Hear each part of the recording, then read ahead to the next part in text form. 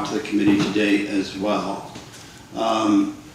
We want to begin today's meeting with a moment of remembrance. This has been a year of loss for us with regard to council members and individuals that have served on a number of committees. This year we lost Regina Carducci, Donald McVinney, Jim Konetsky, Daphne Hazel, and Sally Perriman. I wanted to say a few words. I know I've spoken at the last few meetings about Daphne's contribution and contributions of others. But Sally Perriman is a council member from the mid-90s, and she was someone that I was familiar with. She was a woman who was HIV positive, and in the late 80s, at a time when there were no treatments and horrible stigma, she was a woman that stood out and voiced her HIV status to other women of color, heterosexual women of color, at a time when few, very, very few women would acknowledge that they were living with HIV. It took a lot of courage to do that at that time. And I wanted to share with you just a brief clip of her, which is in your package. You'll see a remembrance of her. That she was one of 6 narrators in a film called Common Threads. It was produced in 1989. It was about the AIDS quilt. And there may be people at the table that aren't familiar with the AIDS quilt or don't know its history or never witnessed it being displayed. But at that time, it was one of the most visible symbols of people dying of AIDS. And it was created to bring to Washington to urge the government to take action with regard to HIV and AIDS funding. And out of that, in the 90s, the Ryan White Care Act was born. And so Common Threads is a film about that time. And she was one of 6 narrators chosen out of 2,000 people. And you'll see why. This is just a brief clip of her story, and the film is referenced in her memorial here, and it's available online. It's very, very moving.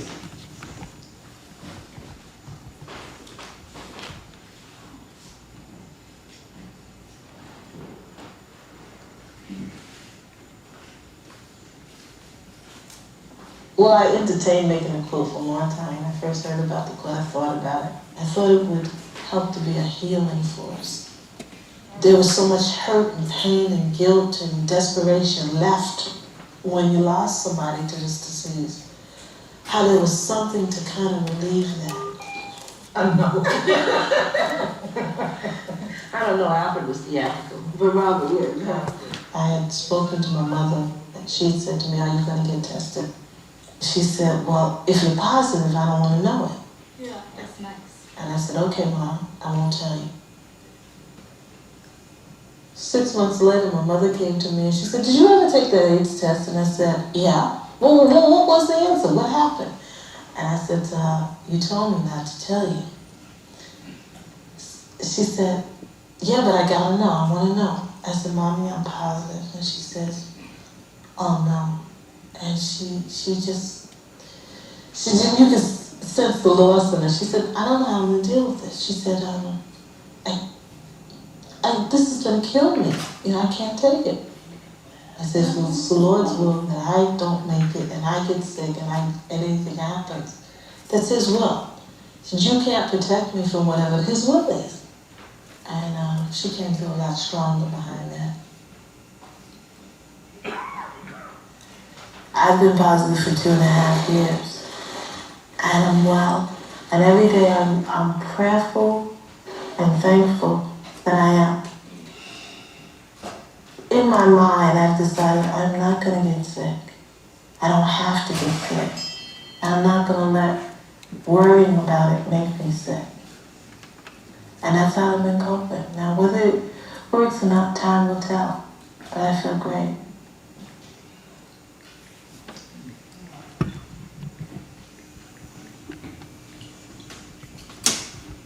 Sally Perryman went on to work at the New York State AIDS Institute and to devote her life to working with people with HIV. And while she was there, she had many accomplishments. And it was her HIV that propelled her forward, that she was able to contribute to the lives of so many others. Each of you is a Sally Perryman sitting at this table. Each of you has a story similar to hers. Whether you're HIV positive, or you've lost a loved one to HIV, or you've just lived through this period of history and it's touched your life in so many ways. So when we look at spreadsheets and PowerPoint presentations and data analysis and p-values and an analysis of variance of all kinds of degrees, remember Sally Perryman. She's one of those data sets that you're going to be making decisions based upon. And I think it's important for us to keep a human face to the work that we're doing here. And that's why I wanted to share this moment with you. So let's take a moment to reflect on all those that we lost to HIV and AIDS, particularly our council members who gave up many hours, volunteered, made it time in their work schedules, time away from their children, their loved ones, their jobs, to come here and do what you're doing today. I would like to ask Joan Edwards to say a few comments from the AIDS Institute. So I just want to talk a little bit about Sally, because Sally was not only a colleague, but she was my friend.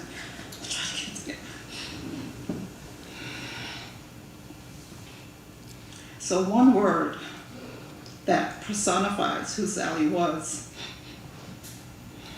brave. When used as an adjective, it means ready to face and endure danger or pain, showing courage, a brave soldier. Her disclosure and courage helped so many others. Sally disclosed her status at a time during the epidemic when fear, stigma, hatred, and discrimination abound. And not that those things still don't happen today, but it was a very difficult, dark time in the history of the epidemic. But Sally was courageous. She raised issues that folks glossed over or just didn't want to talk about. She talked about being a woman of color, and the need to talk about heterosexual transmission of the virus. Again, brave. She was audacious, unflinching, and spirited. She kept it real.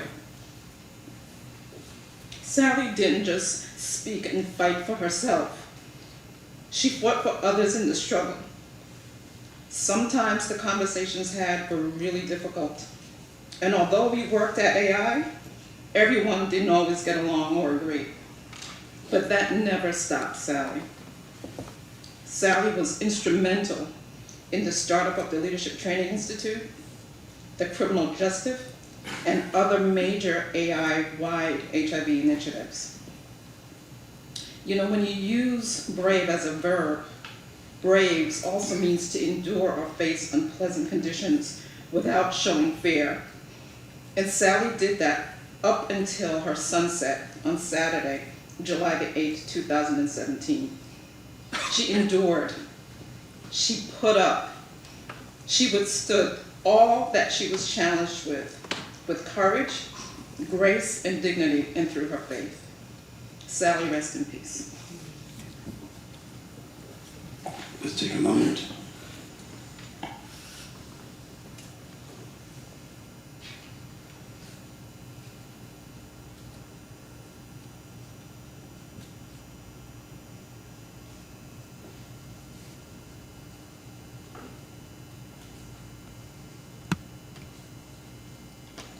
Thank you for that.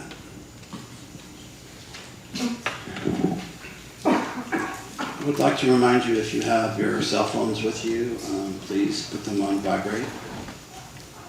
Use your microphones whenever you are speaking so that we can record and hear your conversations. Yeah. So we'd like to do the minutes. I believe they were sent out ahead of time, right, David?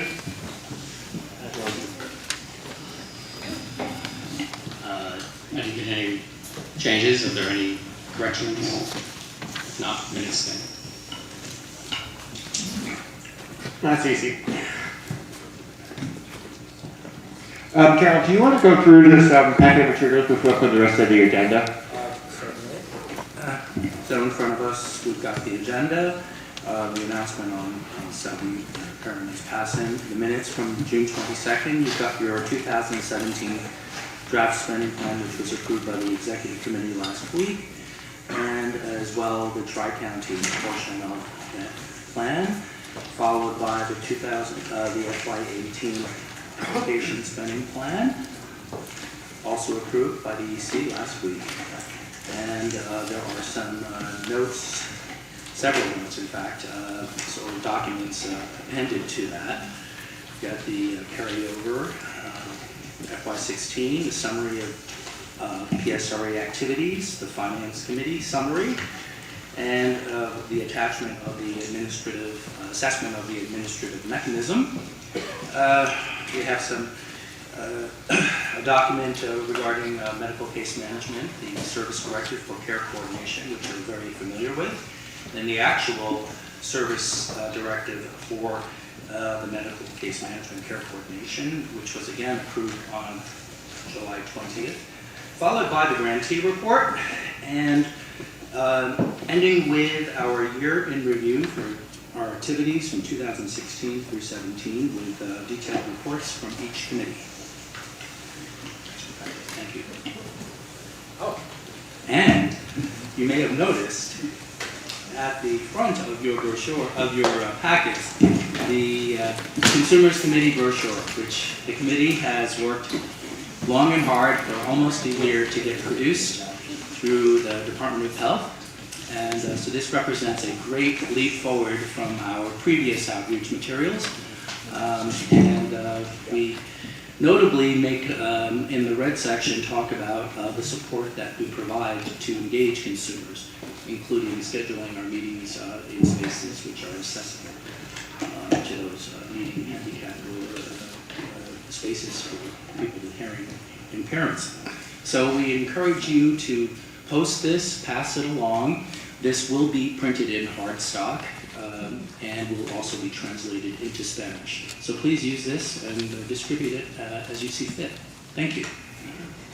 So I think I heard a ding on the phone. Did someone else join us on the telephone?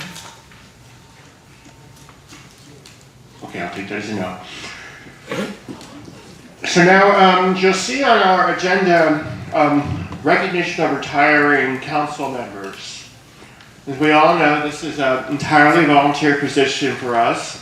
Some of us do this as sort of an extension of our job, but others of us, like consumers, come to this because they really, the mission is what's important to them, and the role this council plays is really important. And even for those of you who come here on work time, I know sometimes it just means you're staying later the day before, the day after, and I'm sure for quite a few of them, like it happens with me, sometimes your employer's like, do you really need to go? So it's a personal commitment beyond anything else. And so I think we're going to, at this point, we want to really acknowledge the individuals who, because of the term limits of this, are retiring out. But as I said when I left the council several years ago, I kept saying, I'm retired, I'm done.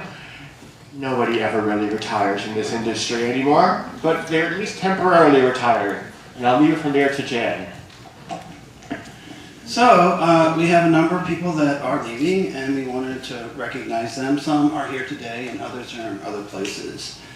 Victor Ayala is ending his first term. He was on the PSRA committee. He is in Rome, and so he wasn't unable to be here today. Amanda Lugg is on the PSRA committee, and she's leaving. She happens to be in Washington today, along with many other activists. Carlos Rosario is ending his first term. Kim Watson is ending her first term, and they are not able to join us today. But for those who are here, we truly appreciate it, and I wanted to invite them up to the front. Randall Bruce, please join us. Randall is ending his second term. He is currently the consumer at large, and he will be leaving us at the end of this session. Sharon Duke, who is the co-chair of Priority Setting and Resource Allocation, is also at the end of her second term, and she will be leaving us as well. Zach Hennessy, although he's not done, he has taken a job at Public Health Solutions. And so, because there's a representative from Public Health Solutions on the council, he will be stepping down from his term. And finally, Lisa Zulik, who is a co-chair of the Integration and Care Committee, is also ending her second term. So Matt, if you'll do the honors of presenting them with their awards.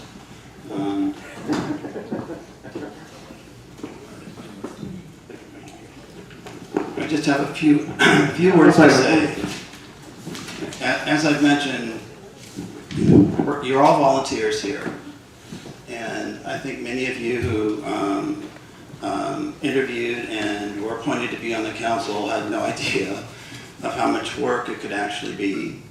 And for those of you who have served as co-chairs, particularly Lisa and Sharon, they have been incredible in the amount of time and energy and attention that they've paid to not only being a council member, but also managing the work of the different committees.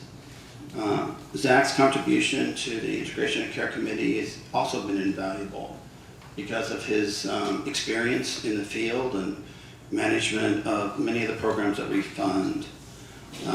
And Randall, what can I say? Randall has been a voice for consumers in many of the committees of the council that you don't even see working. He's dedicated a lot of time and energy to coming and being present and voicing his opinions, but also voicing the concerns of other consumer members. And personally, I'd like to say thanks to each of them behind me. But on behalf of the council, a hearty thank you, and I hope that we will get to see you again.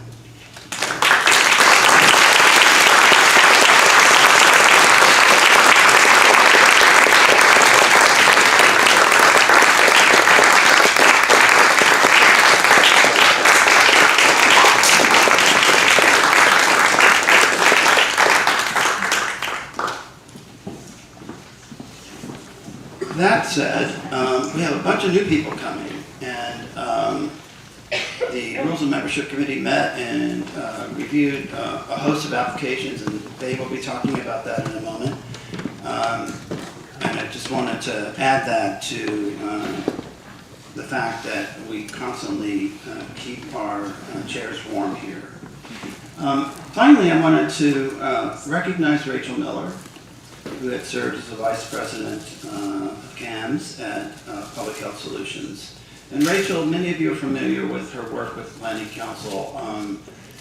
She departed in, I think it was the middle of a council session. We didn't have a chance to say a proper goodbye.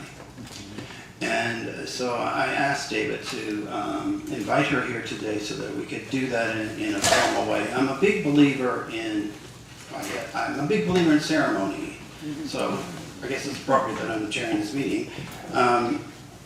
I think we should celebrate birthdays. I think if you're HIV positive, you should rejoice at birthdays.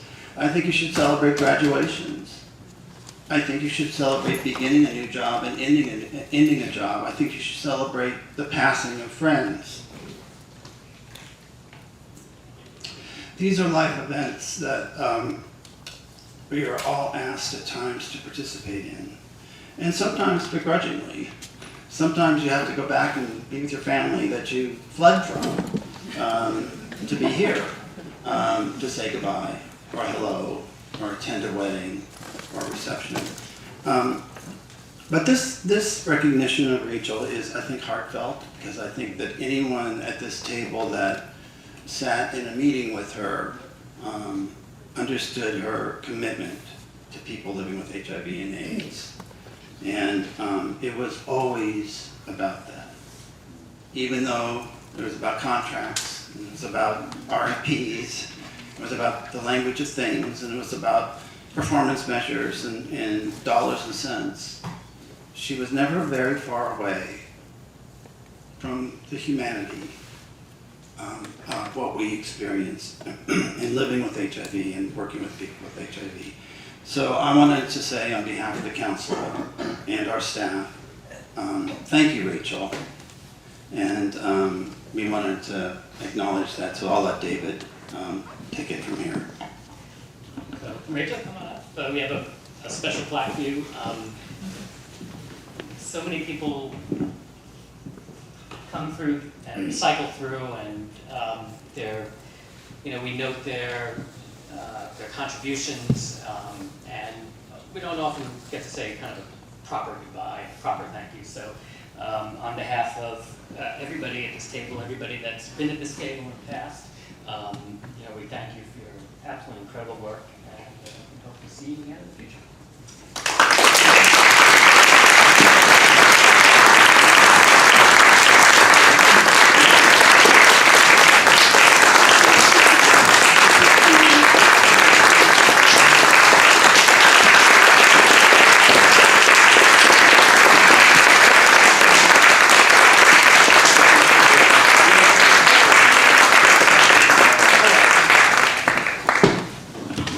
Thank you so much. This is such an unexpected honor. And as you said, nobody really can say things the way Jan does, but it is true. I left in the middle of the cycle, and coming back here makes me realize how truncated that was. And it's so nice to see so many friends. This is not a family I fled from. So thank you so much, and I honor the work you do, and keep it up.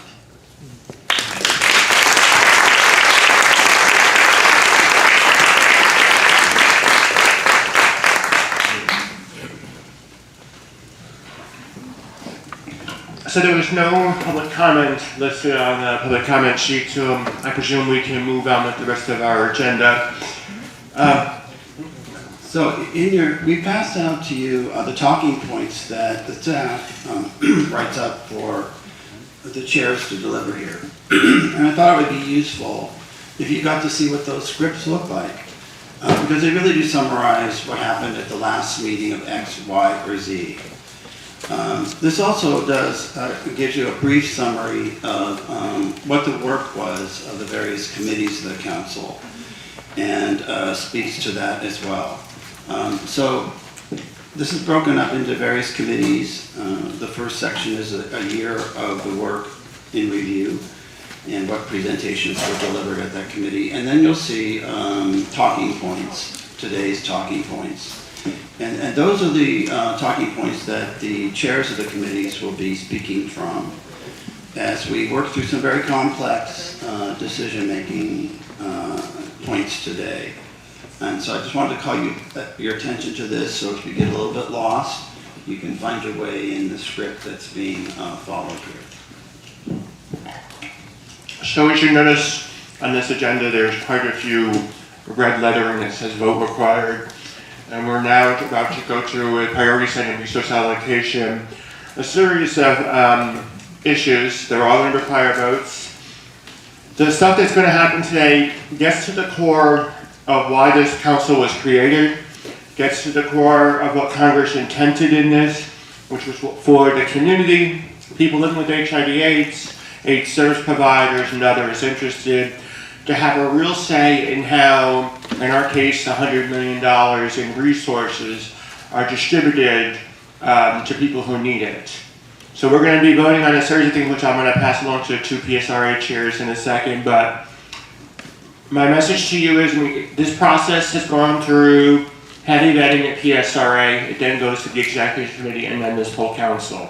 That does not mean that you are a rubber stamp. At the end of the day, it is this council, this level, that has the final decision-making authority on this. So if we're going through very complicated fiscal issues, you don't understand something, don't let it pass you by, raise your hand, because once it leaves here, these are final decisions. And now I'll pass along to the two chairs of PSRA. So as my farewell to the council, I'm going to make the presentation today. So. Thank you.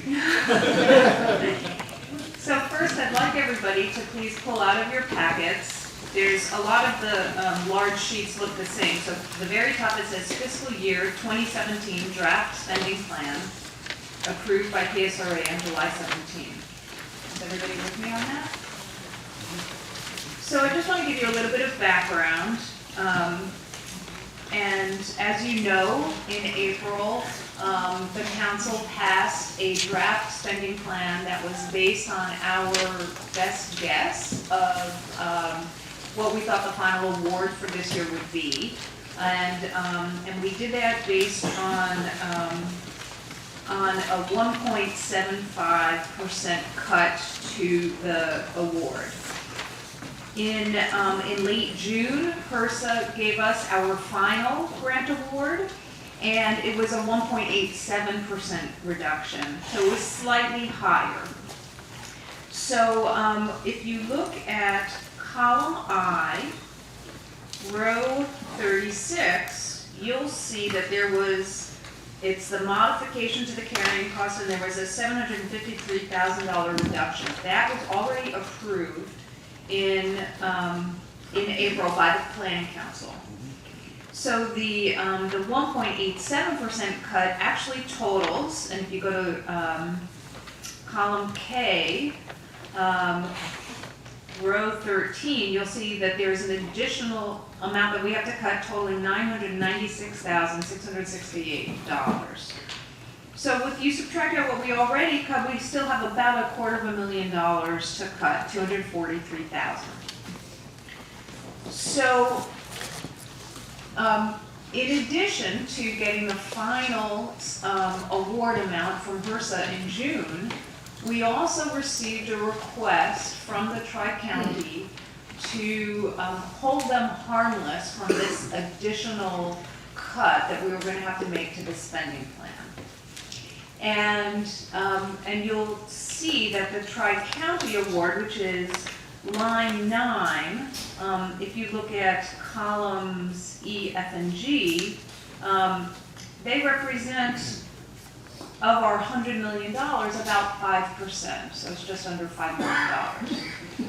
So at the PSRA committee, we had a conversation about this request from Tri-County, and we felt that it made sense to hold them harmless and to not disrupt the service delivery structure there. And we also looked for a way that we could apply that same methodology so that other service categories within the entire EMA could be potentially held harmless from this additional cut that we had to balance out. And what we ended up doing is, if you look in column K, you'll see that there is a row 33 for early intervention services. There's a $101,000, $101,950 cut to that category. Now the category is being re-solicited. It's being re-RFP'd, and there was a contractor that gave up the contract. So this cut to the EIS represents zero impact on services because no current service providers are going to be affected by this. And the resolicitation that is happening will, the total amount to be awarded once those awards are made will simply be reduced by this $100,000. So that was one piece of the $250,000 of additional cuts that we needed to make. The balance we took out of ADAP. And so that ADAP is, had initially received $13.3 million, and there is almost a $900,000 cut, so they're going to be receiving $12.455. We did have a conversation with the New York State AIDS Institute with Christine Rivera, who is the head, she administers the ADAP program for the state of New York, and she agreed that, that ADAP had sufficient resources, that this additional cut would not negatively impact any of the current recipients of ADAP. So that's how, that is the methodology and the proposed final spending plan as presented and approved by PSRA and as presented and approved by the executive committee. So Matt and I, on behalf of PSRA, move that we accept the final 2017 spending plan as presented. Any questions? Well, yeah, any questions? So there's now a motion on the floor. The people must have questions, I presume. Or some of us have now gone through 4 meetings on this very issue, and so we're very deja vu, but not everybody. Yes. So I don't have a question. I just want to thank, on behalf of the Tri-County Steering Committee, the PSRA, the co-chairs, the whole committee, and also the executive committee for having the discussion with us, being so understanding of our needs and of the needs of the consumers in our community. So thank you. Carrie's reminding me we're not there yet, but I'll thank the Planning Council after.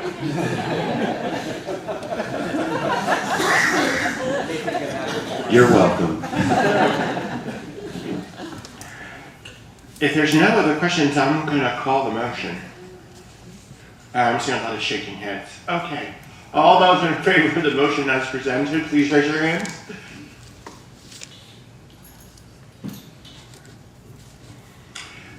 Anyone opposed? Motion is carried. Thank you. Thank you, and now? Thank you. Now would you like to carry? You have 2 more items on your agenda, so I'm just going to... Yeah, I got you. Okay, so now, if folks can pull out, it's a small piece of paper. It's fiscal year 16, Part A, unobligated balances and carryover into fiscal year 2017. Okay, so the Finance Committee will give you a more detailed report about the closeout from the prior fiscal year. But you can see the first line, fiscal year 2016 Part A formula funds, estimated carryover, $363,247. I just want to take one moment to pat all of us on the back because that $300,000+ represents 0.3%. That is less than 1/3 of 1% of our entire $100 million award was unallocated. That is a 99.7% spend, which is amazing. So I just want to acknowledge the hard work on behalf of all of us, PHS, New York City Health Department, every subcontractor grantee. This is, it takes a village, and this is Herculean, and so we should be really, really proud. Okay, so that said, $363,000 of $100 million is extraordinarily low, and in April, when we had passed the scenario plan, we pledged to carry over, to use the carryover as a partial offset to ADAP. So, and ADEP is one of the few programs that we work with who has the capacity to absorb large amounts of resources and expend them in the ways that we designate in very short amounts of time. And that it goes to priority services, namely medications for people living with HIV. So, given that it's a small amount of money, given that we have increased the cut to ADAP in the current spending year, and given the historical capacity of ADAP to absorb, spend, and fully utilize for the purposes as set forward, on behalf of PSRA, I move that we adopt the fiscal year 2016 carryover plan as presented. Once again, motions on the floor? There are no questions on this. Okay, sir. I just have a question about the balance, where it says unobligated balance, and it's not 300,000, it's 3 million, something, but that's the difference between amount and expenditures. Could someone explain that? It's just a typo, sorry. Typo. Sorry. We'll fix the first committee. Yes. It should say 345,841. Is that what it is? Yeah. Put the decimal place over. Good eye. Is there anything else? Any other questions? Everybody understands what we're voting on here? Okay. All right, well then, this is going easier than expected. All those in favor of the motion?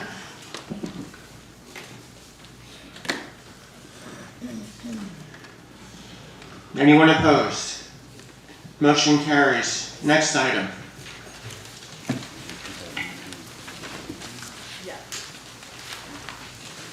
So now we're going to go back to the big sheets. And this is it's at the top, it says fiscal year 2018 base and MAI spending plans for the application approved by PSRA on July 17th and approved by EC on July 20th. Is everybody on the 2018 spending plan? Okay. So,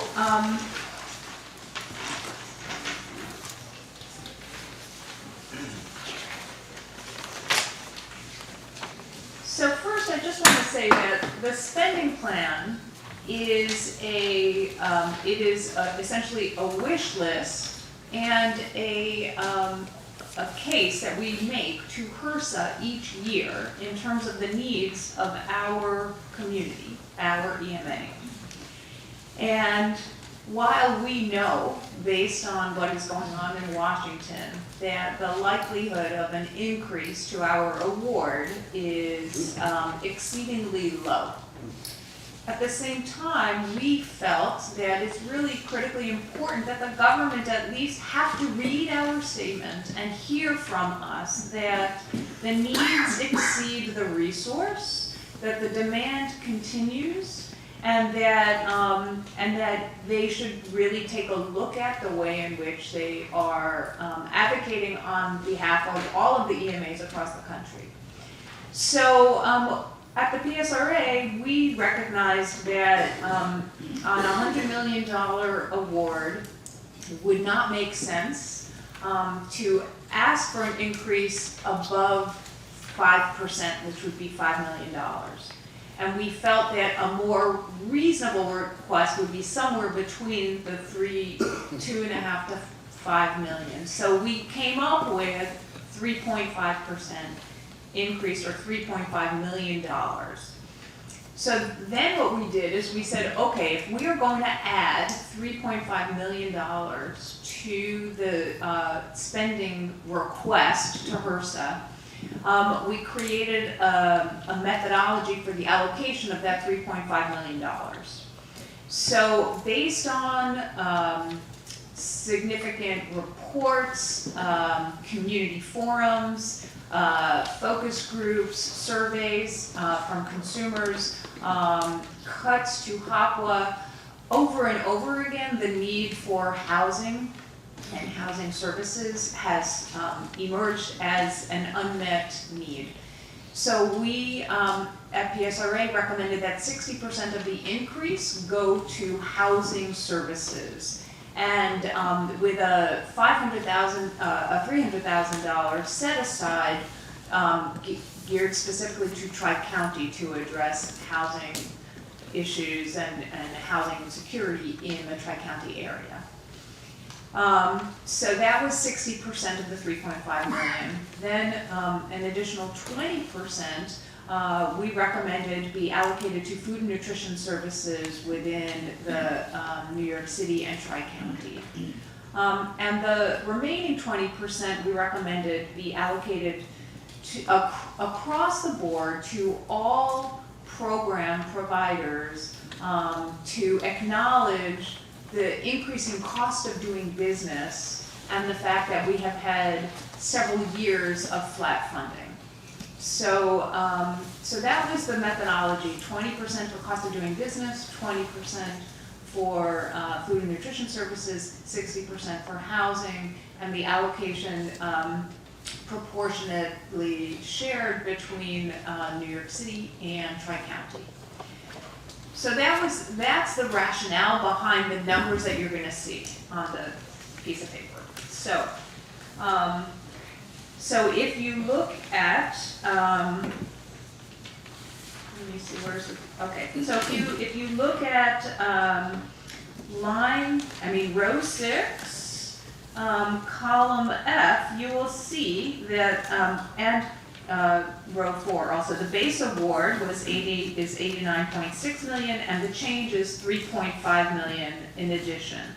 So that's what we're asking for, and that's sort of in the orange. I don't know what color that is. Salmon. Okay, salmon. It's not salmon. Okay. So, so given the, so what you'll see under Tri-County is an additional $560,000. That is for all 3 of the components of the increase: the cost of doing business, the food and nutrition, and the $300,000 for housing. And then the balance of the 3.5 million increase, and that it has to be less the New York City administrative costs to administer the increased. It goes to line 15, which is housing services, an increase of 1.5 million. You'll see that in column K. And line 16, food and nutrition services, column K, an additional $500,000. Now that represents the programmatic piece that we suggested, and then the cost of doing business is in column F.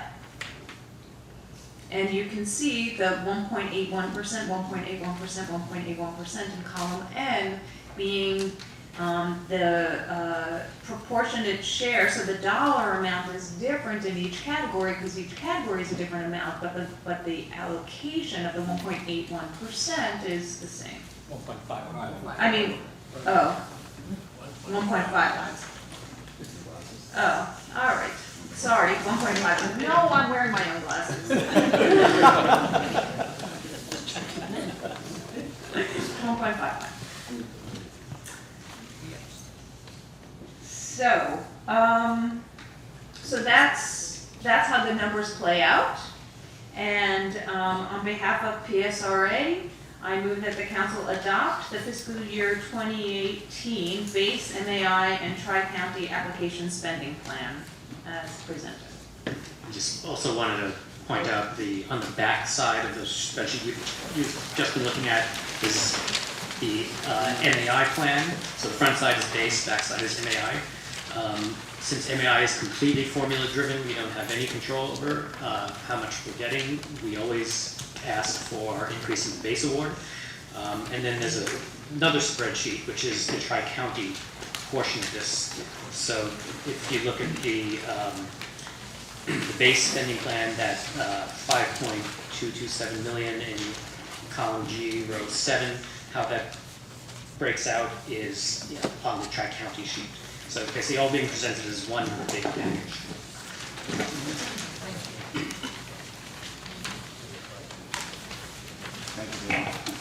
Yes, Kimberly? I know at the PSRA committee, we talked about how compelling it might be if other jurisdictions did the same thing in terms of cost of doing business. Do you think, will we actually do that? Will there be any discussions with other jurisdictions about doing something similar, or can we commit to that, or do we think that's viable or possible? The only other I could think of would be CARE Coalition, of which the city is a member of, would be for the city to advocate CARE Coalition, that some communication goes out to other jurisdictions, informing them of what New York is doing and encouraging others to do the same. We could do that. Problem is that everyone's finishing their process at the same time. It would have been, I mean, we could collect information just to. I mean, presuming that this passes today, how difficult would it be to get something out in the next week? Couple of weeks? Yeah, just to shoot out to everybody, just informing them of the strategy New York is employing. Yeah. Okay. Sounds good. And just, Brad is the chair of CARE Coalition. Yes, I know the chair very well. Yes. Yes. Tim? Me again. Just a question about the difference between column N and column R. Why is the carrying cost number different from the spending plan number? Which plan are you looking at? Are you looking at The base plan? the base plan? What's the top of your spreadsheet say, Tim?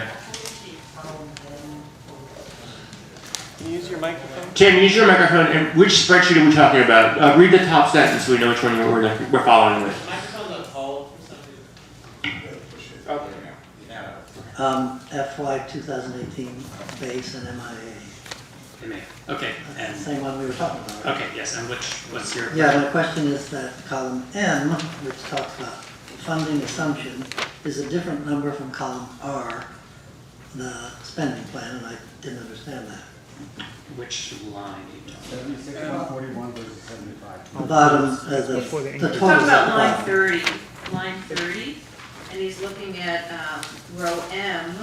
column M, that says the total carrying cost of programs, given all of the increases, is 76.141,980, and that the spending plan in yellow under column R totals 75,292,991. I see.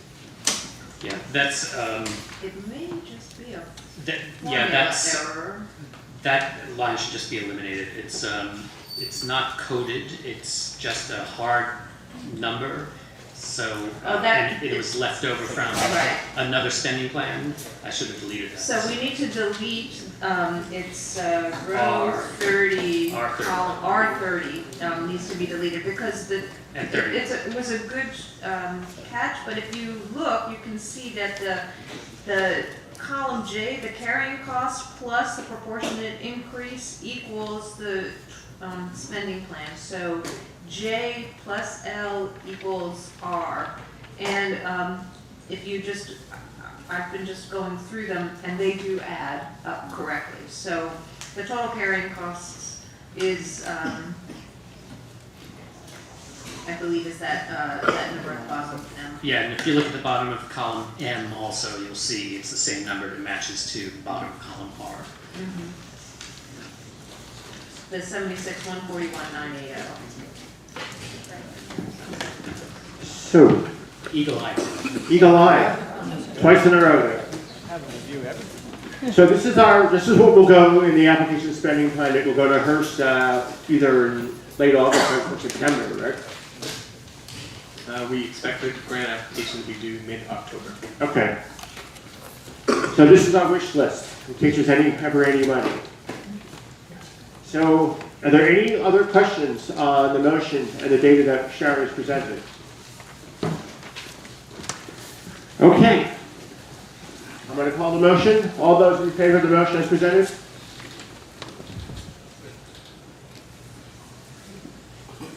Anyone is opposed to the motion? Motion also carries. That was pretty much unanimous. That's a great way to go, Sharon. I just want to say this is a really, as you can, these spreadsheets make me cross-eyed, and as you can see, it's a really complex process. And I just want to thank Sharon again for leading us through this.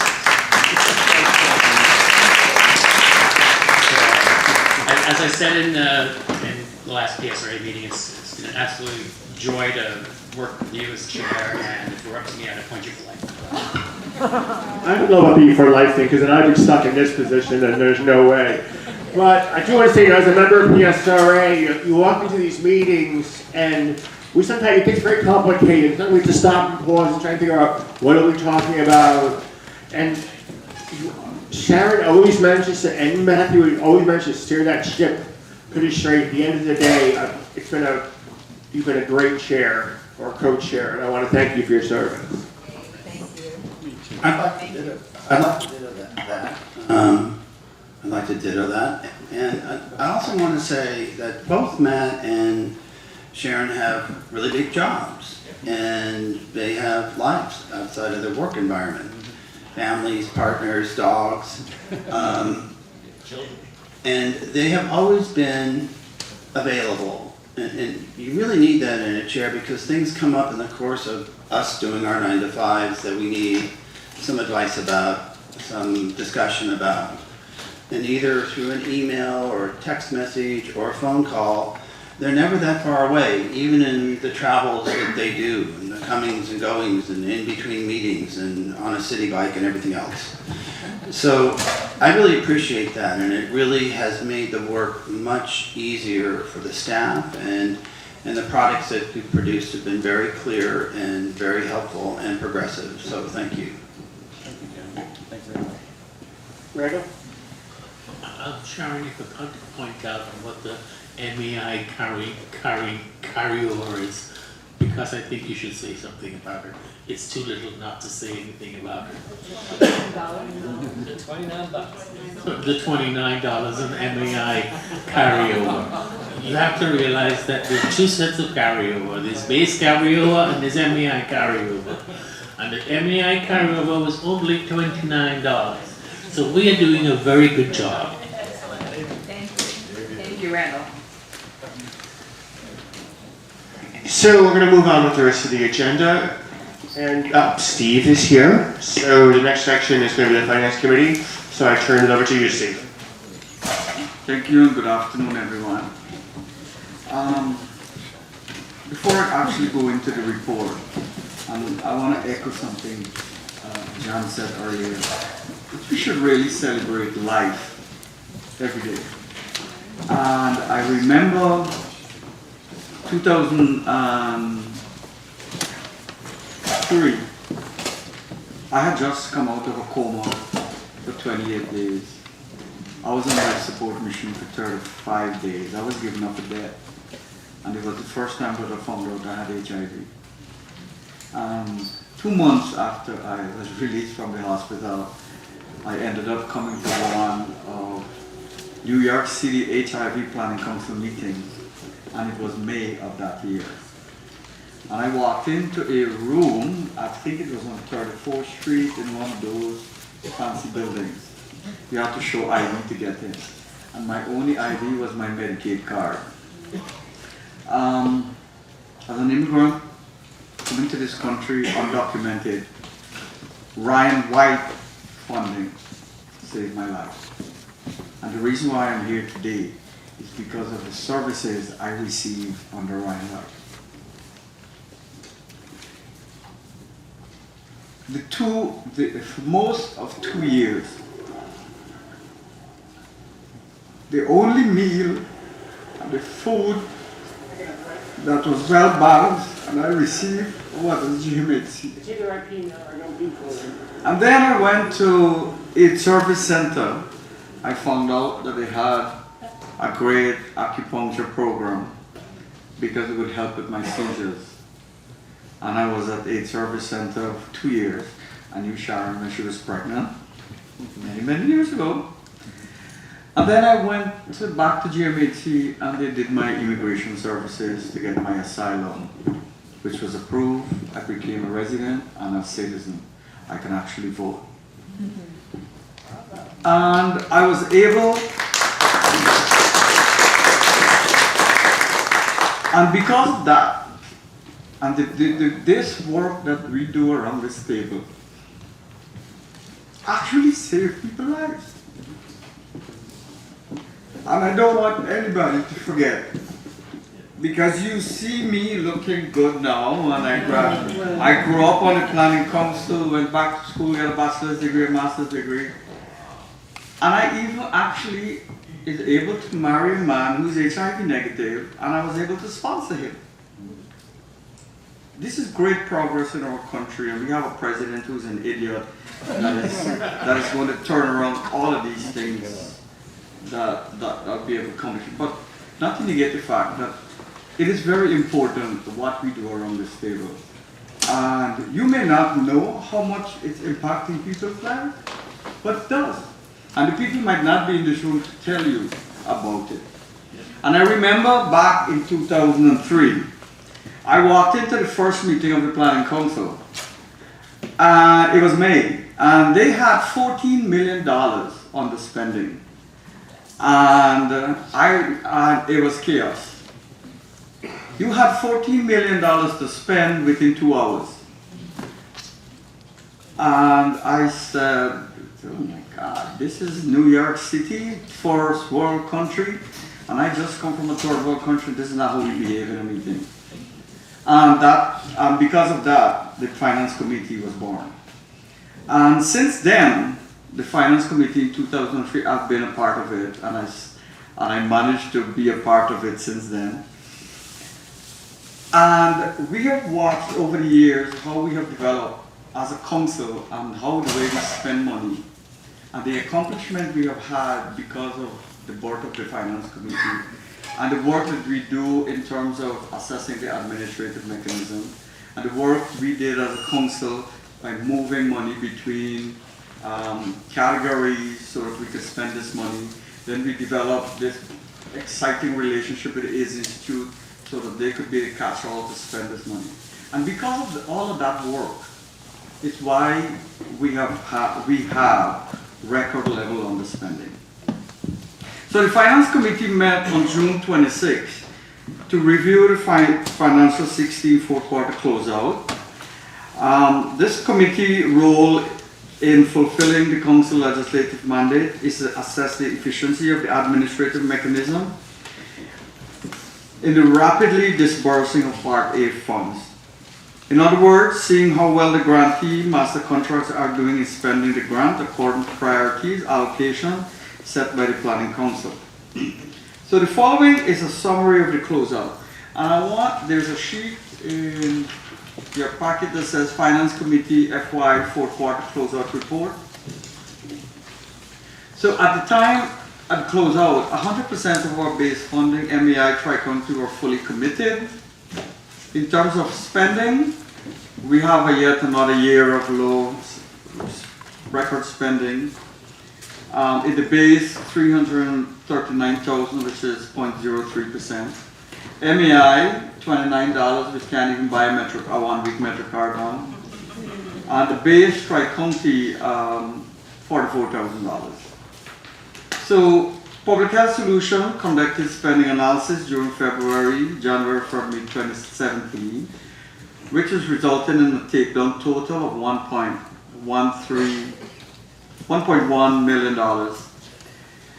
They also conducted another round of takedown at the closeout totaling $2.2 million. Funds from uncommitted dollars and contract termination total $142,000. Contract enhancement total $3.1 million, $2.56 million from the base, and $564,000 from the MEI. The MEI Transitional Care coordination category had higher than average spending. One contract, because of one contract that experienced staff vacancy due to restructuring. DOH and Public Health worked with providers, giving them technical assistance and helped to work with the organization. Early intervention services also had higher than average underspending due to one contract termination. In the base, service categories with higher than average underspending included care coordination, which is primarily due to staff vacancies, housing placement, due to long-term challenges finding affordable apartments and the low vacancy rate. And this is not only for this, try looking for an apartment by yourselves, those who are not HIV positive, and good luck. Health education, due to one program that did not fully use the allocation as they were structured. So there is also a graph here which gives us an idea of all the things we do on the Finance Committee and as a Planning Council in all the planning scenarios. Shows for the last 5 years how well the Planning Council is spending money. And this speaks to all the joint efforts that is being done from the consumers, the planning committees, the full council, and Public Health Solution. Now, Public Health Solution has a grievance policy. So if there is an organization who's not satisfied with the way the money is spent, or they're not receiving money on time, they can raise that grievance directly with Public Health Solution. So in terms of the administrative mechanism, that is also one way that organizations who are receiving RIMAC money can have recourse.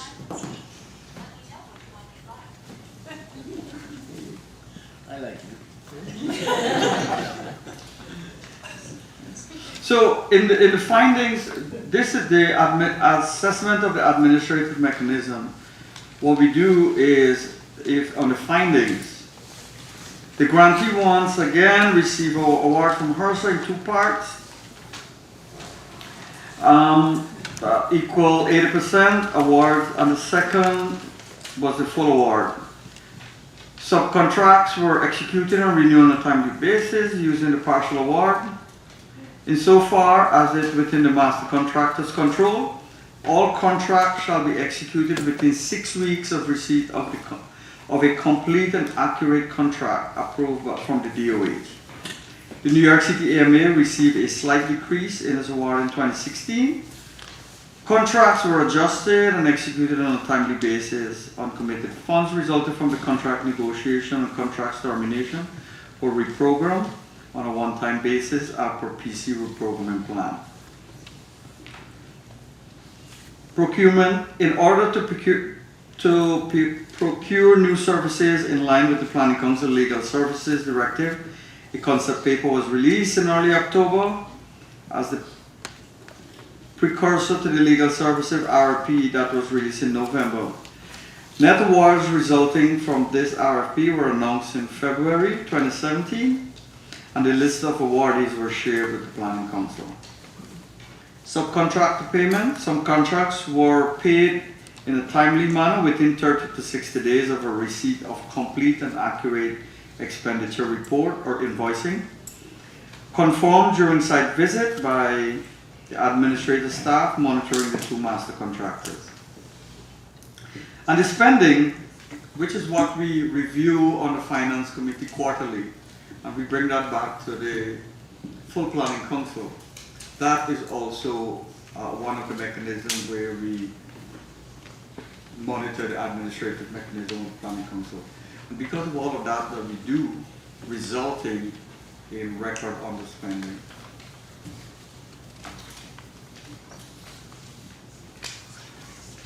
So, because this is attached to our application for next year, I would like to move a motion that we approve the assessment of the administrative mechanism for the year 2017. So there's a motion on the floor for the committee. And just for everyone who knows, if you've ever had fun to actually read the actual right of legislation, this is in there as a clearly specified responsibility of the council. You can hear me in the bathroom, but you can't hear me when I'm right in front of everybody. Okay. So, just so everybody knows, assessing the administrative mechanism is a responsibility of the council. It's written into the statute. And this language does impact, it's part of what HRSA used to measure the Pine Council is doing its responsibilities, and this will go in the grant application. So there's a motion issued by the Finance Committee to, is there any questions on this? This whole purpose is to, yes, Tim, I'm sure you found a typo somewhere, but the whole purpose of this is to demonstrate to the feds that we as a council are doing our part to make sure the money gets out the door, the money goes to the community served, and that we're sort of monitoring the grantee's ability to get the money out the door so services are provided pretty quickly. And looking at our amount of underspending, I would say we're all doing a good job there. Tim, where's the typo?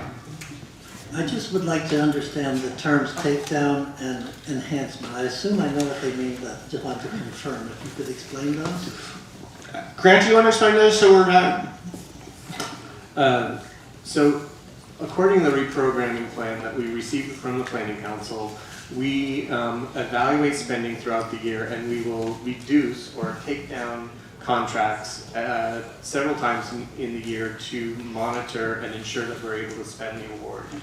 And we take the money that we take down and we enhance those contracts that are overperforming, those that are serving beyond the expectations that are in their contract, and we use that money to enhance those contracts.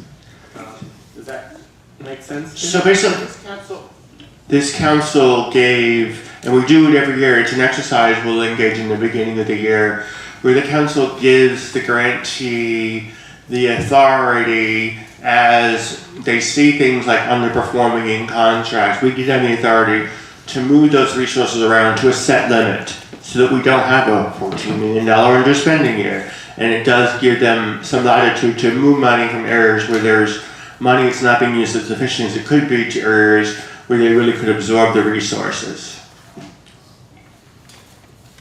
Yes, I knew you were about to say something. No, just wanted to respond to your question. I did understand the explanation. Thank you. Okay. Are there any other questions? Questions on the motion? Okay, we're going to call this motion, please. All those in favor? Anyone opposed? Motion carries. Thank you, Steve.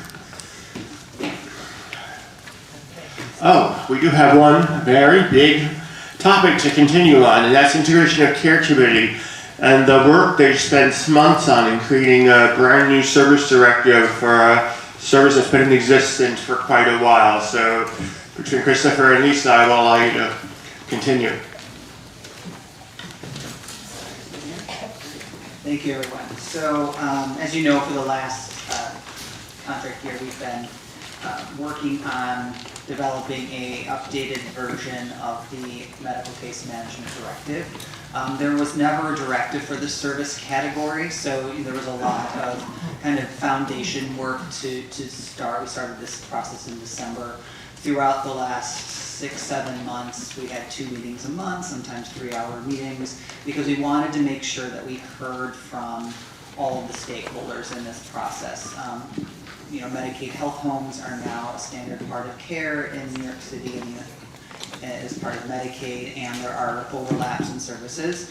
That was not in existence when the directive, when the service category started 7-8 years ago. Yeah, of course. So as Chris said, it's actually in the notes, but we had, throughout the last 6 or 7 months, we've had a series of presentations, which are listed here. And I think just to reiterate what Christopher just said, that we wanted to hear from everyone and also the community, and Chris did attend a couple of consumer committee meetings also. So we had a lot of inputs in which to create a service directive because there wasn't one previously. Right. So it was a kind of a unique opportunity for us to hear from current providers, to hear from consumers, to hear from patient navigators and care coordinators who are doing this work now. We surveyed patient navigators, we surveyed program managers and program directors to get feedback from across the board. So we really do think the final product is comprehensive and forward-thinking. So we're going to walk you through just kind of the highlights, the bigger changes that are coming or that we're proposing for this service category. So the proposed directive is in your packet. You want to take that out?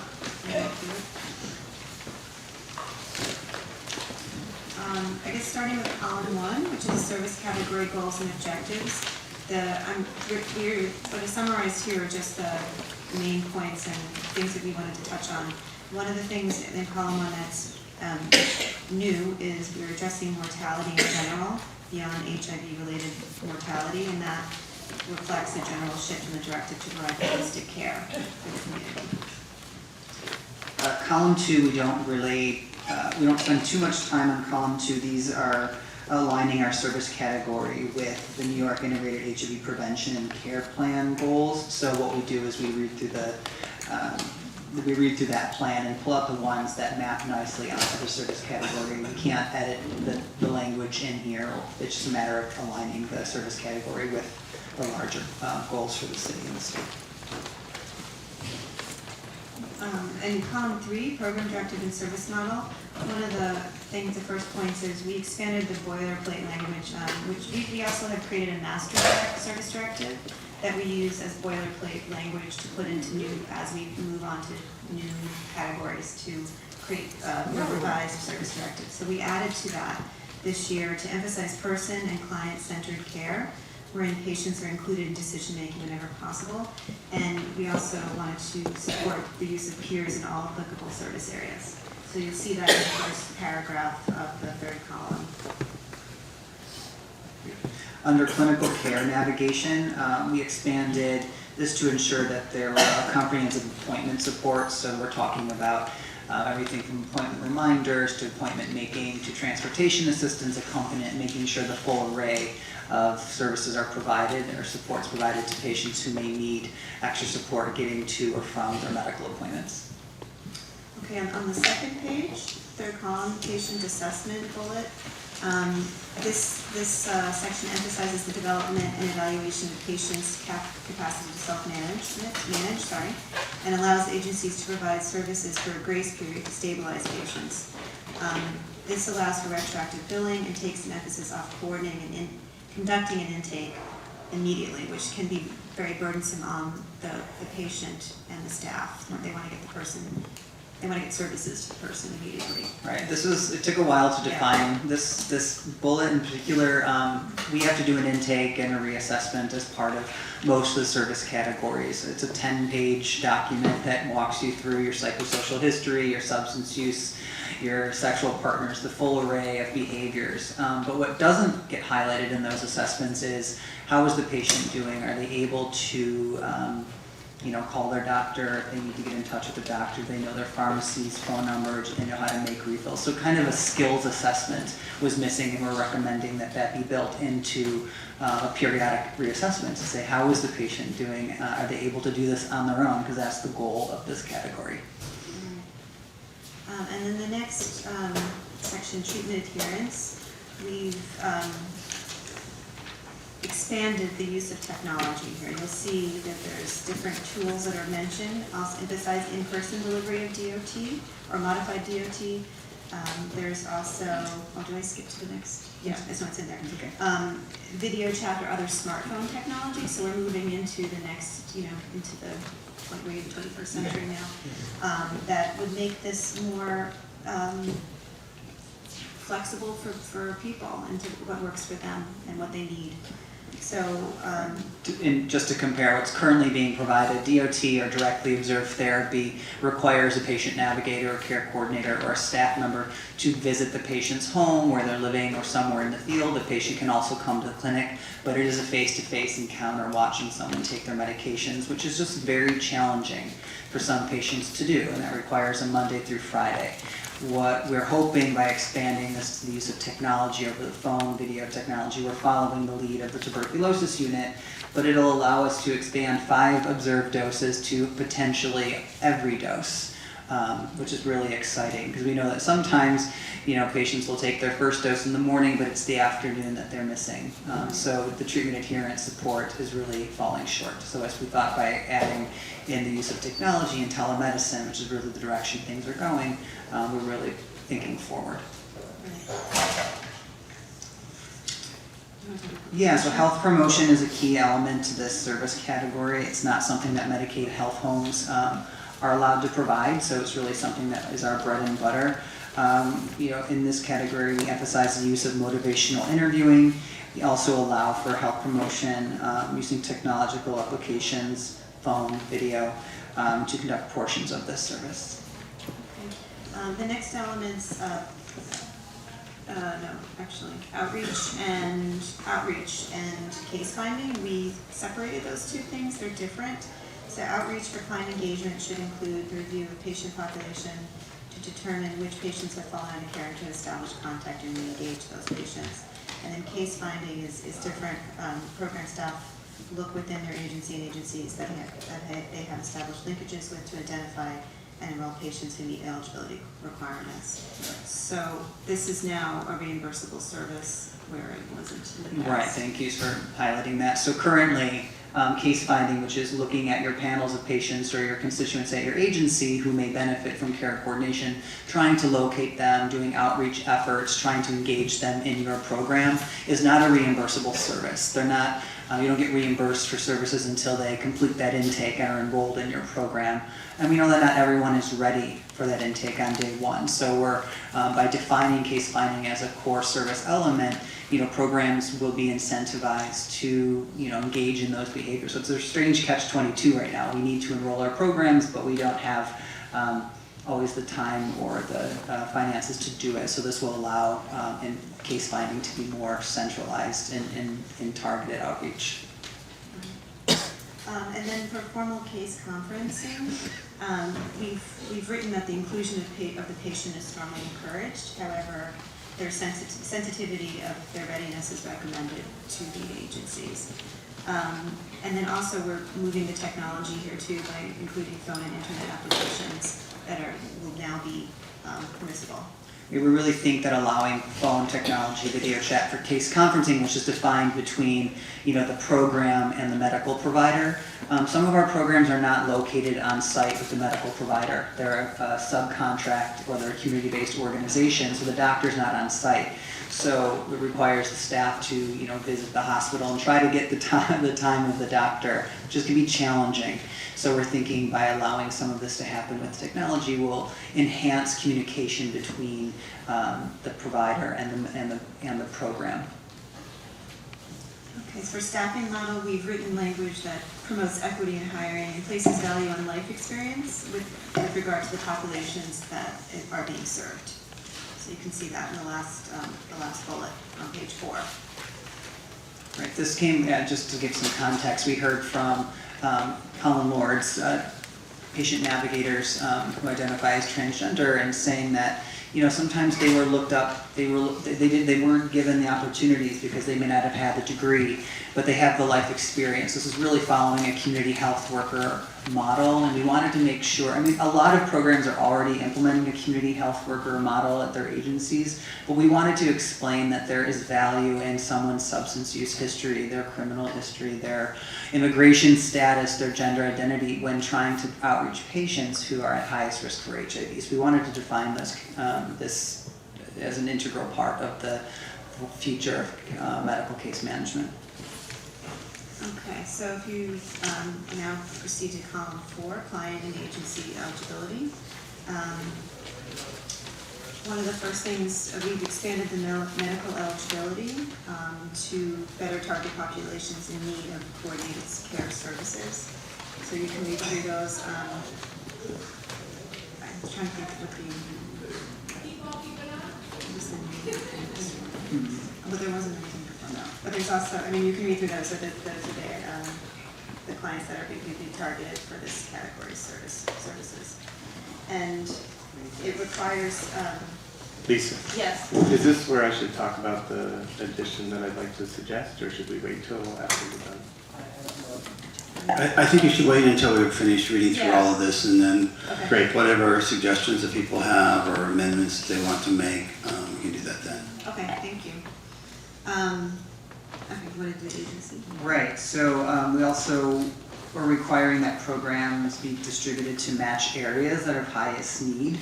Just want to make sure that during the request for proposal process that that there is a focus on parts of the city or the EMA that are where patients may be more likely to be out of care, more likely to be unsuppressed across a variety of domains in terms of socioeconomic status and demographics. Right. Another, was actually been included, the last bullet on page 2 was included in previous service directors, but there's relatively new still that we're asking organizations that they be able to address either directly or through referral the needs of clients with physical, behavioral, psychosocial, or sensory impairments. So that's part of the, now part of our master directive also. And then the last. Part of the WPATH standards. Okay, you go ahead. Yeah, so we also spent a whole meeting talking about how do I say this? We heard from a variety of consumers and staff that we should really be setting forward thinking in terms of the access to care for transgender populations. So we are requiring programs to implement a plan that demonstrates that they uphold the WPATH standards. WPATH stands for World Professional Association of Transgender Health. It's a long document that outlines the range of services and sensitivities that patients who are transitioning need to have access to. So we had a long conversation around should care coordination programs, while we don't deliver healthcare services to transgender populations, we partner with clinics that may, and we want to make sure that those clinics have a plan in place to address the full range of needs for transgender populations. Okay. I guess on back, do we make the motion and then ask for amendments? Parliamentarian? Yes. Okay, so on behalf of the Integration of Care Committee, we would like to present the updated service directive for the medical case management category as presented to you today. Yes, so if you have recommendations that you would like to see added, amendments, this is the time to do that. Randall? Point of order. If this is the first directive, it's not an updated directive, it's the directive. Yes, thank you. You've been through many lives, Randall, like me. But what's sitting here is what you've got. Well, yes, I'm glad you asked. I would like to suggest an addition to the client eligibility criteria. The city is currently working on our jurisdictional application for the CDC, and one of the aspects that they want to ensure that we include in our application is care for HIV-positive pregnant women to continue to have minimal mother-to-child transmission. So while our programs currently certainly serve HIV-positive pregnant women, it would help in our grant writing to add that as an eligibility criteria to our care coordination directive. It doesn't really change the work of the programs. This work is happening now, We'll also talk about the work of the Ryan White Part D programs at Bellevue and Mount Sinai, who are doing a lot of this support. So we'll also include some narrative about those services. But I would just like to add a bullet under the page 1 at the bottom of the list of criteria where it says clients must meet at least one of the following to be medically eligible, and add a bullet for HIV positive pregnant women. Anyone want to second that motion? I'll second that. Okay, thank you, Matthew. So everyone understands this is on this motion, Freddie?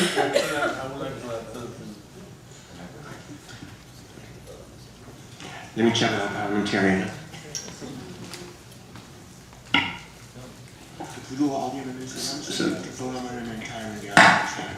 You can only have one motion on the floor at a time, one motion to amend. And Graham, could you be more specific as exactly where on the proposed directive? He did do He that. did. He did do that. He did.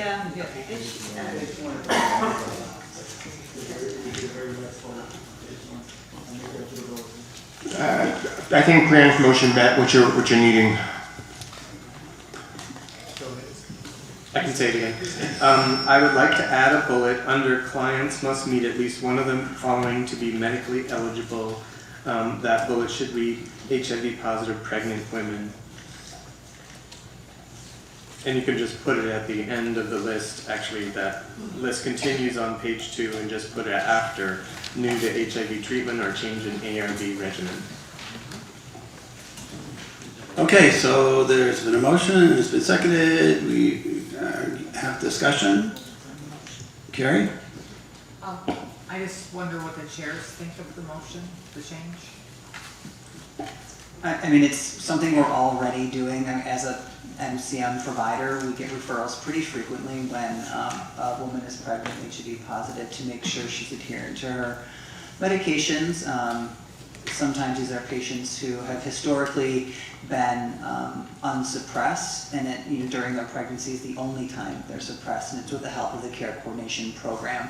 And unfortunately, sometimes they become unsuppressed after the baby's born, but during that pregnancy, they'll be enrolled in care coordination. So it's something we're already doing. I just think there's no harm in adding it as an eligibility criteria. We might get more money for New York City if we add it. Any further discussion? Paul? Just a question on the WPATH with the World Professional Association of Transgender Health Standards. So Paul, Can we keep this just on this motion? Oh, yeah. Yeah, let's just finish this piece. If there's no further discussion on it, adding HIV positive pregnant women to the list of clients must meet at least one of the following to be medically eligible category, we can move to vote. All right, all in favor of that motion? Opposed? Okay. Now, Paul. Just with the last page 4, it goes to provide care according to current world WPATH standards. This is probably more of a clarification. Is this my understanding that it's probably 50-50 those who are looking to complete transition, is that with the medical or the psychosocial consent or without? Because it's my understanding that they're kind of 50-50 split on the decision on this. So are we going to follow the path that would mandate that? Or is that, or we're not going to mandate that they, with those services. We're seeing a lot more transgender and people with trans experience coming through GMHC, and we're hearing a 50-50 split. So is this that area where? So Paul, that's a very good question. Thank you for asking that. And we've had a lot of discussion about this, and it's very timely. Seeing what's happening in Washington with regard to transgendered individuals serving in the military. We've been very keenly aware of what the World Professional Association for Transgendered Health document guidance is with regard to medical care and psychosocial support care. And I know that Melanie has spent some time talking with our staff in DOHMH that works in this field and with this population, and she could enlighten us on that. But Freddie had a statement, so I wanted to turn to him, and then we'll get back to you, Paul. Thank you. Actually, it's related to that because what we see, what it says in here is the provide care according to the current WPATH standards. And I think the provision of care is much wider than just the consent. It's medical care, and this is really toward the agencies that are going to apply for this funding, that they should follow those standards. However, my thing with this one is that I would like to add an amendment, transgender WPATH, after the WPATH, and or the Center of Excellence for Transgender Healthcare.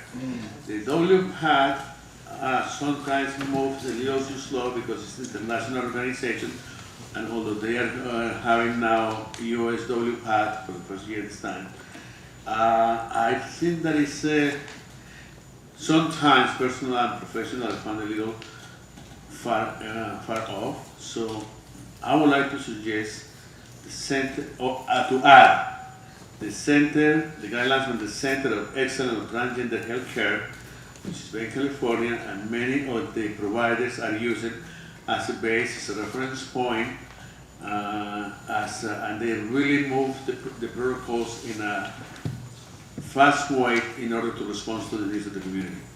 Can I ask a question? Yeah. Great. I know the Center for Excellence, and they have a lot of documents.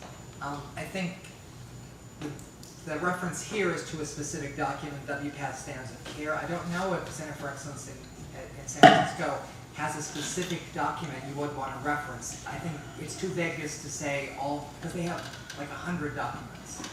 Well, they do have one for standards of care, because we just went over. Is that but what is the actual specific name? I think it would have to be exactly. Can you look it up on your phone or something? I can. You know what I'm saying? Like to amend this, it has to be a certain specific document, and we have to. I think we should look at it. And I would go back to Freddie and ask if the document that we're referencing here, is it that much different than yours that it really needs, is there a dramatic, I mean, is what is being proposed, is that going to meet your end goal, or is this really an improvement? I'm always against this sort of creating a laundry list, so if it gets to the point, I mean, it's something I'm asking you, is it necessary? If it's necessary, I'm not sure, but I think it will help because, for instance, the clinical guidelines that the medical department from this department, from the Excellence Center of Excellence has, they really are, right now they've been including the surgery before it was fashionable in WPATH. And I think that the WPATH is based in Geneva, sometimes a little too far off from what the reality is in here. But Karen's question is a good one, and we have to be a little specific. I don't have the input right now, but I can make an amendment if I have the input. So, Eunice? I just wanted some clarification related to the services, knowing that very few providers actually do provide sort of the surgery related to transitioning. Are we saying that you have to provide a certain set of services, or that the services that you provide when relative to this should be according to these standards? And I think that needs to be clear, because as you read it, it may appear that you're saying you have to be a provider of all of these standards, as opposed to if you're providing care and if you're providing these services, they should meet this standard. Can you just clarify that for me? I'm fairly certain it's the latter, that if you're providing services or serving transgender populations, the services you provide should be the WPATH standard should be met. I believe that was how our discussion went.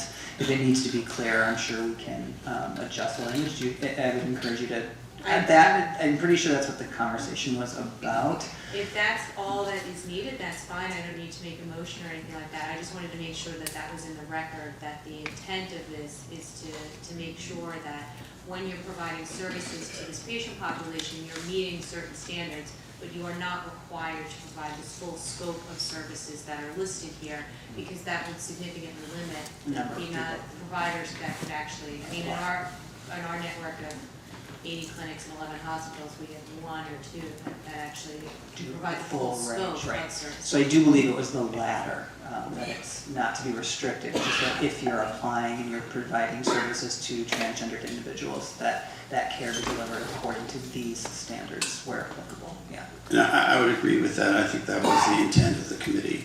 Randall and then Jesus. I will add one comment though to that. The reason we set a plan, because we know that a lot of agencies aren't doing this currently, so that if they're not providing services according to these standards at application, it gives them an opportunity to put a plan in place over time, and then through technical assistance with the grantee's help, they may be able to get there. So we're really trying to kind of think forward, knowing that lots of people, or most people, may not be doing this currently. Randall? According to what Freddie just said, it's Freddie, isn't it?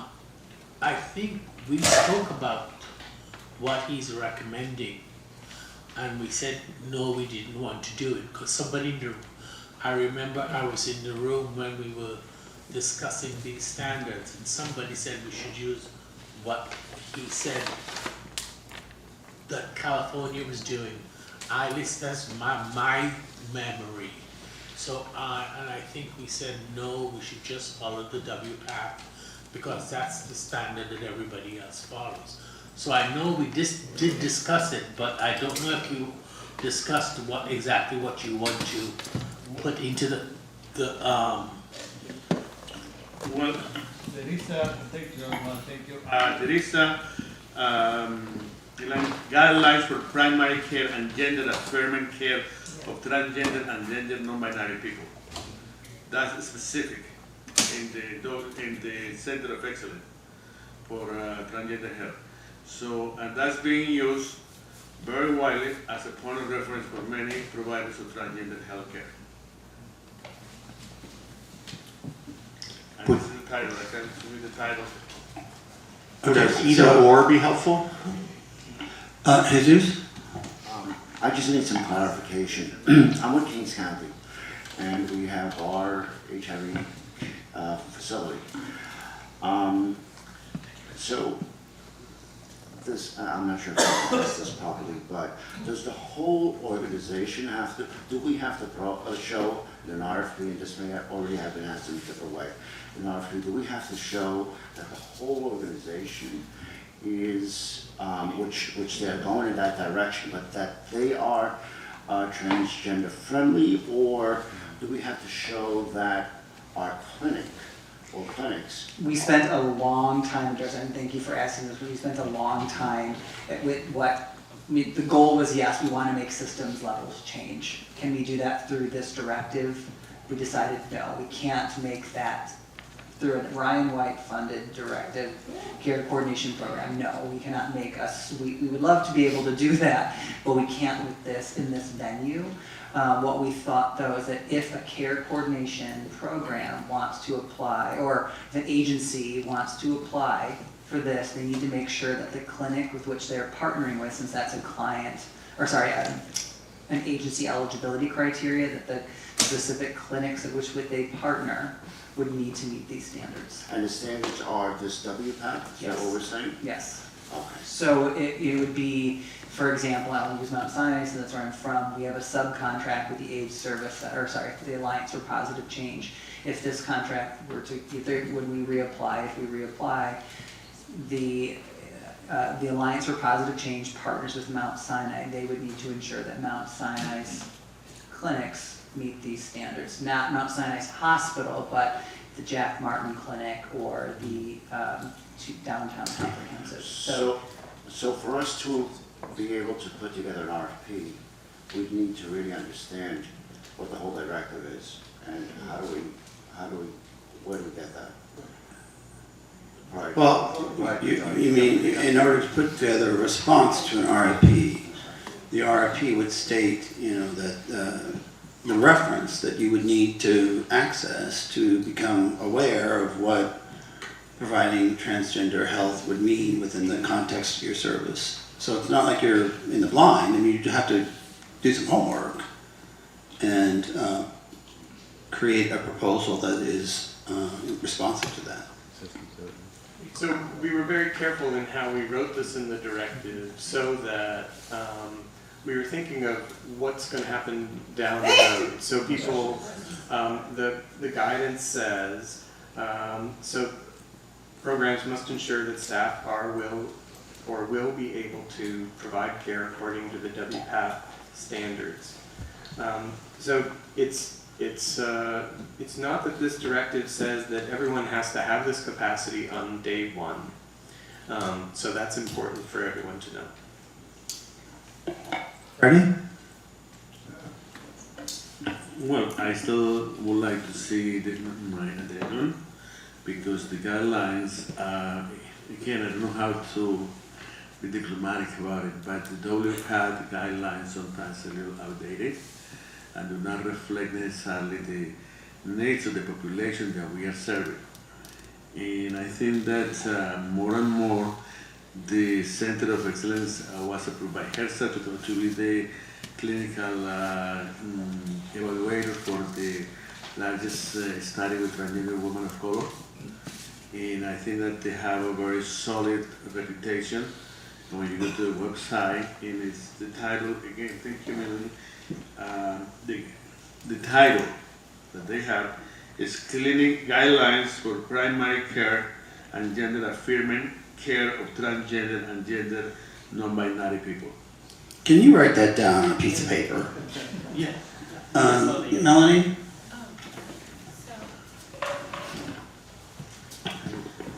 Hi, everyone. This was a long Can you process. just introduce yourself, Melanie? Oh, my name is Melanie Lawrence. I am DOHMH Planning Council staff.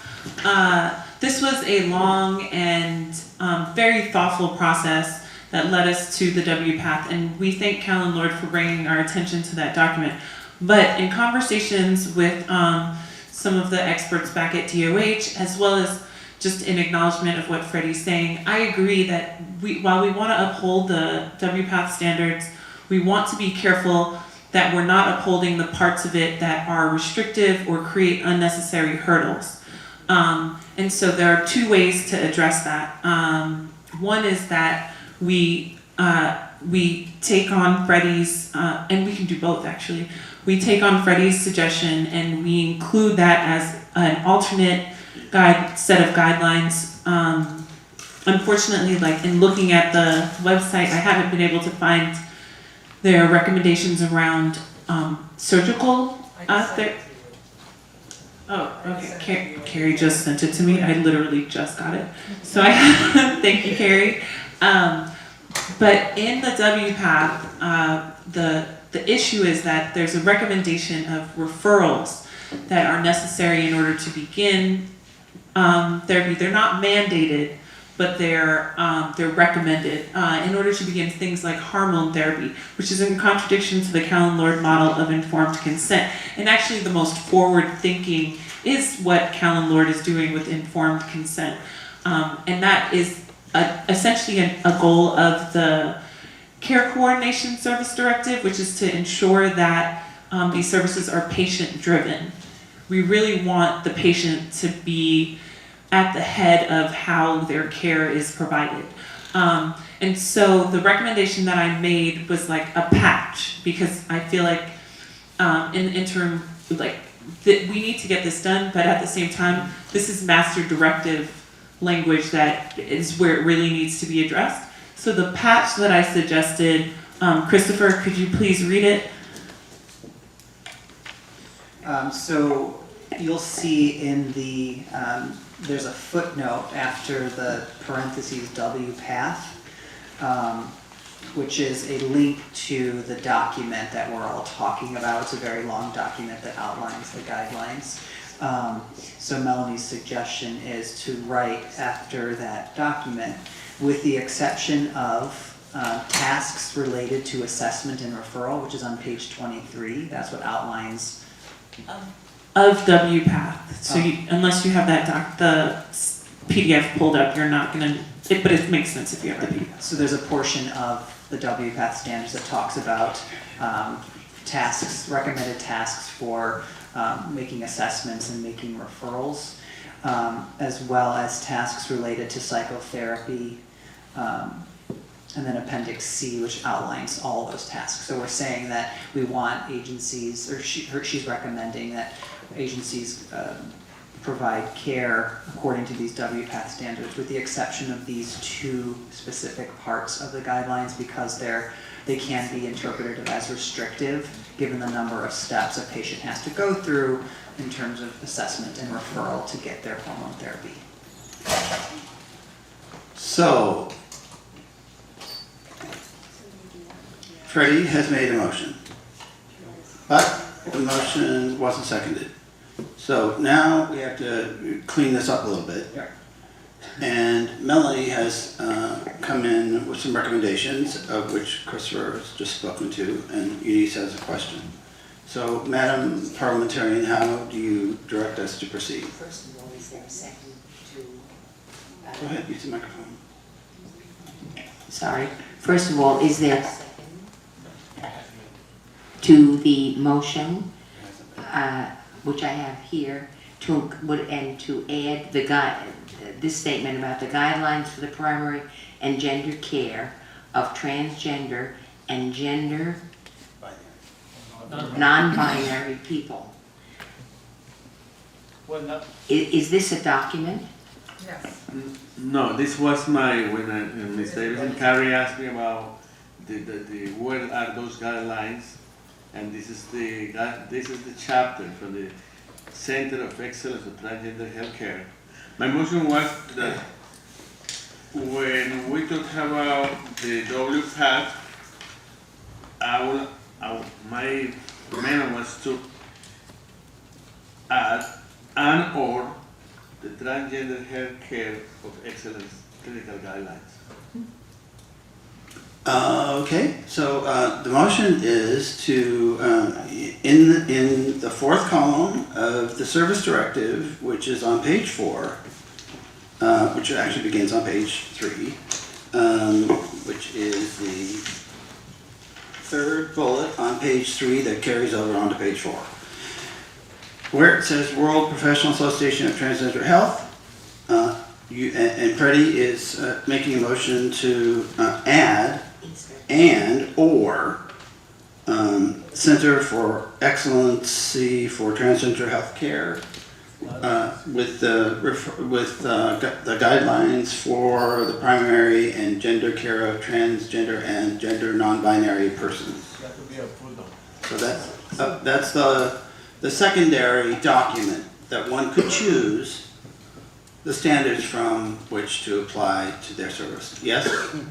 So, Freddie, it's my understanding that if you put and/or, people could default to the document that's better for them, which could be the worst document. So by saying and/or, I think you're allowing people to freely pick.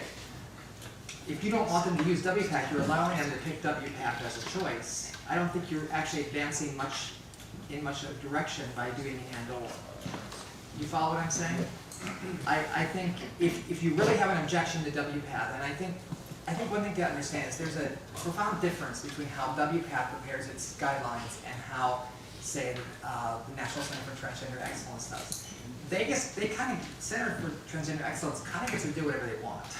They don't have to, they're not a membership organization that works internationally and comes up with guidelines every 5 or 10 years, but through giant working groups. They can create guidelines that they like, and I happen to like their guidelines a lot at the Center for Transgender Excellence. But WPATH has a long process, they weigh evidence and they fight over it and they come up with language after many years of argument and debate. And theirs is always gonna be a few years behind what I would call the cutting edge. And that's the profound distinction between the two of them. One is a very collaborative document, takes a long time to arrive at, and one is done by some very forward-thinking people who I really agree with and know very well and support their work. But by doing and/or, you're giving people a choice to pick the worst document.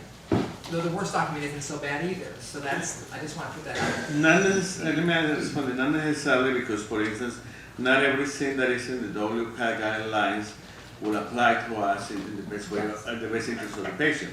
And not everything that is in the Center of Excellence applies to us in the best interest of the patient. So I think that sometimes, given that this is an area that is ever expanding and growing, we need to have some flexibility for the new providers or for the people around to be able to go with, because somebody cannot take that part about the 4 months in WPATH and make a client wait before. But they can with your language. They can do that anyway. Because you say and/or. Denise? If I could just make one point and then a secondary suggestion. The point is that the service directive will not be providing any of the services we're currently talking about. So we just need to just remind ourselves of that we're talking about services that we want to use this in a promotion way to promote these. Given that, I think the department needs to, when they're creating the RFP, have very clear guidance as to what they're meaning by this.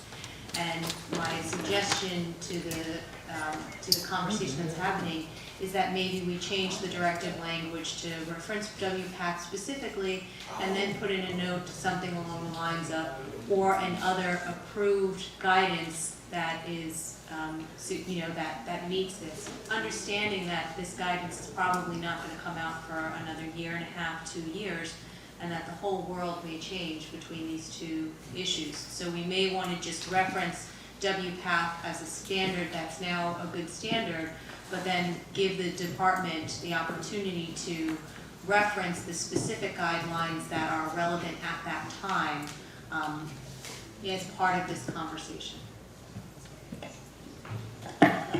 So Freddie, you have your motion, and it includes the and/or.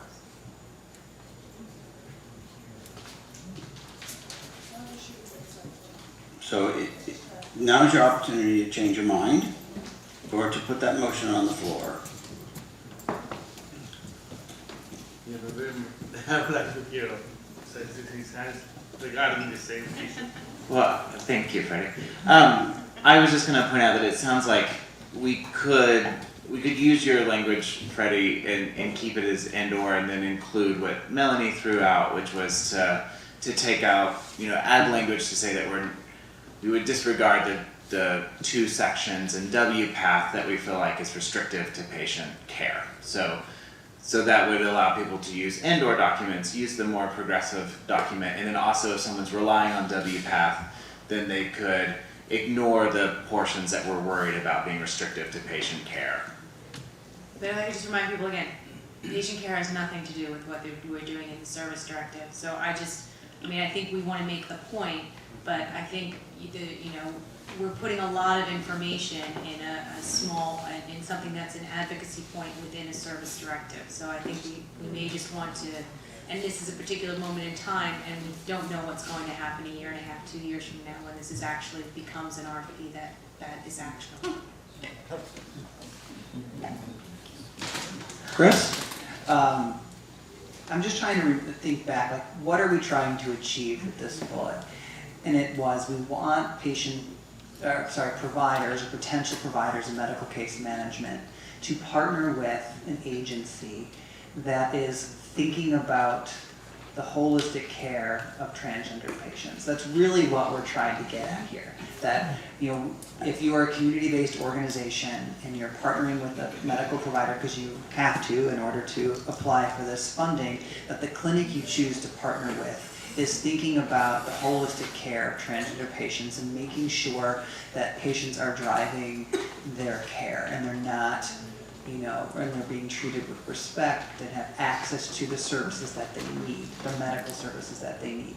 Medical case management is not providing those medical services. We want to make sure that the agency is addressing them in a sensitive way, in a holistic way. That's really what we are trying to get at. So I don't know if we can state it that way, or and not define either guidelines.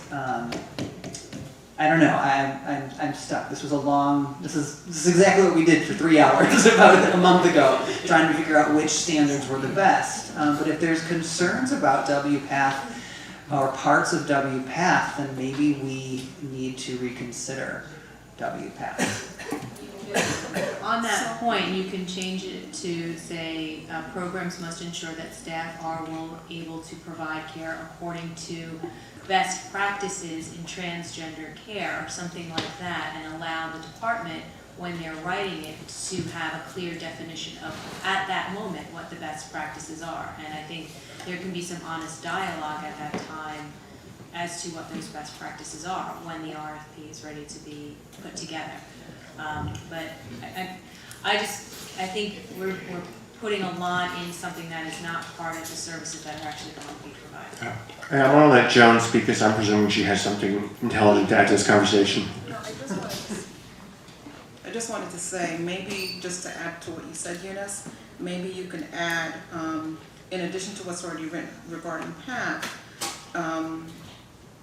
that it would be the best evidence-based practices, right, that meets the identified needs of the client. It's sort of what you just Yeah, said. sort of what you You just just said, kind of exactly. threw in Right, evidence-based. right. But does that Well, matter? we're back to Freddie again. So Freddie's motion hasn't been seconded, and it needs to be seconded. So Freddie, where are you now?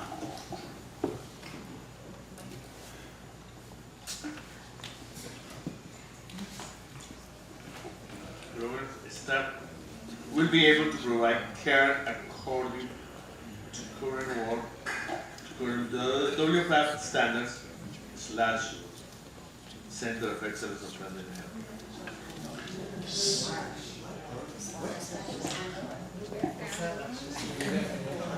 All right, is that? I mean, we can, that's a technicality, and I think that, what I'm trying to put to the table is, for many years, the WPATH has been very exclusive, exclusionary group, and I think that throughout the country, the Center of Excellence has been growing.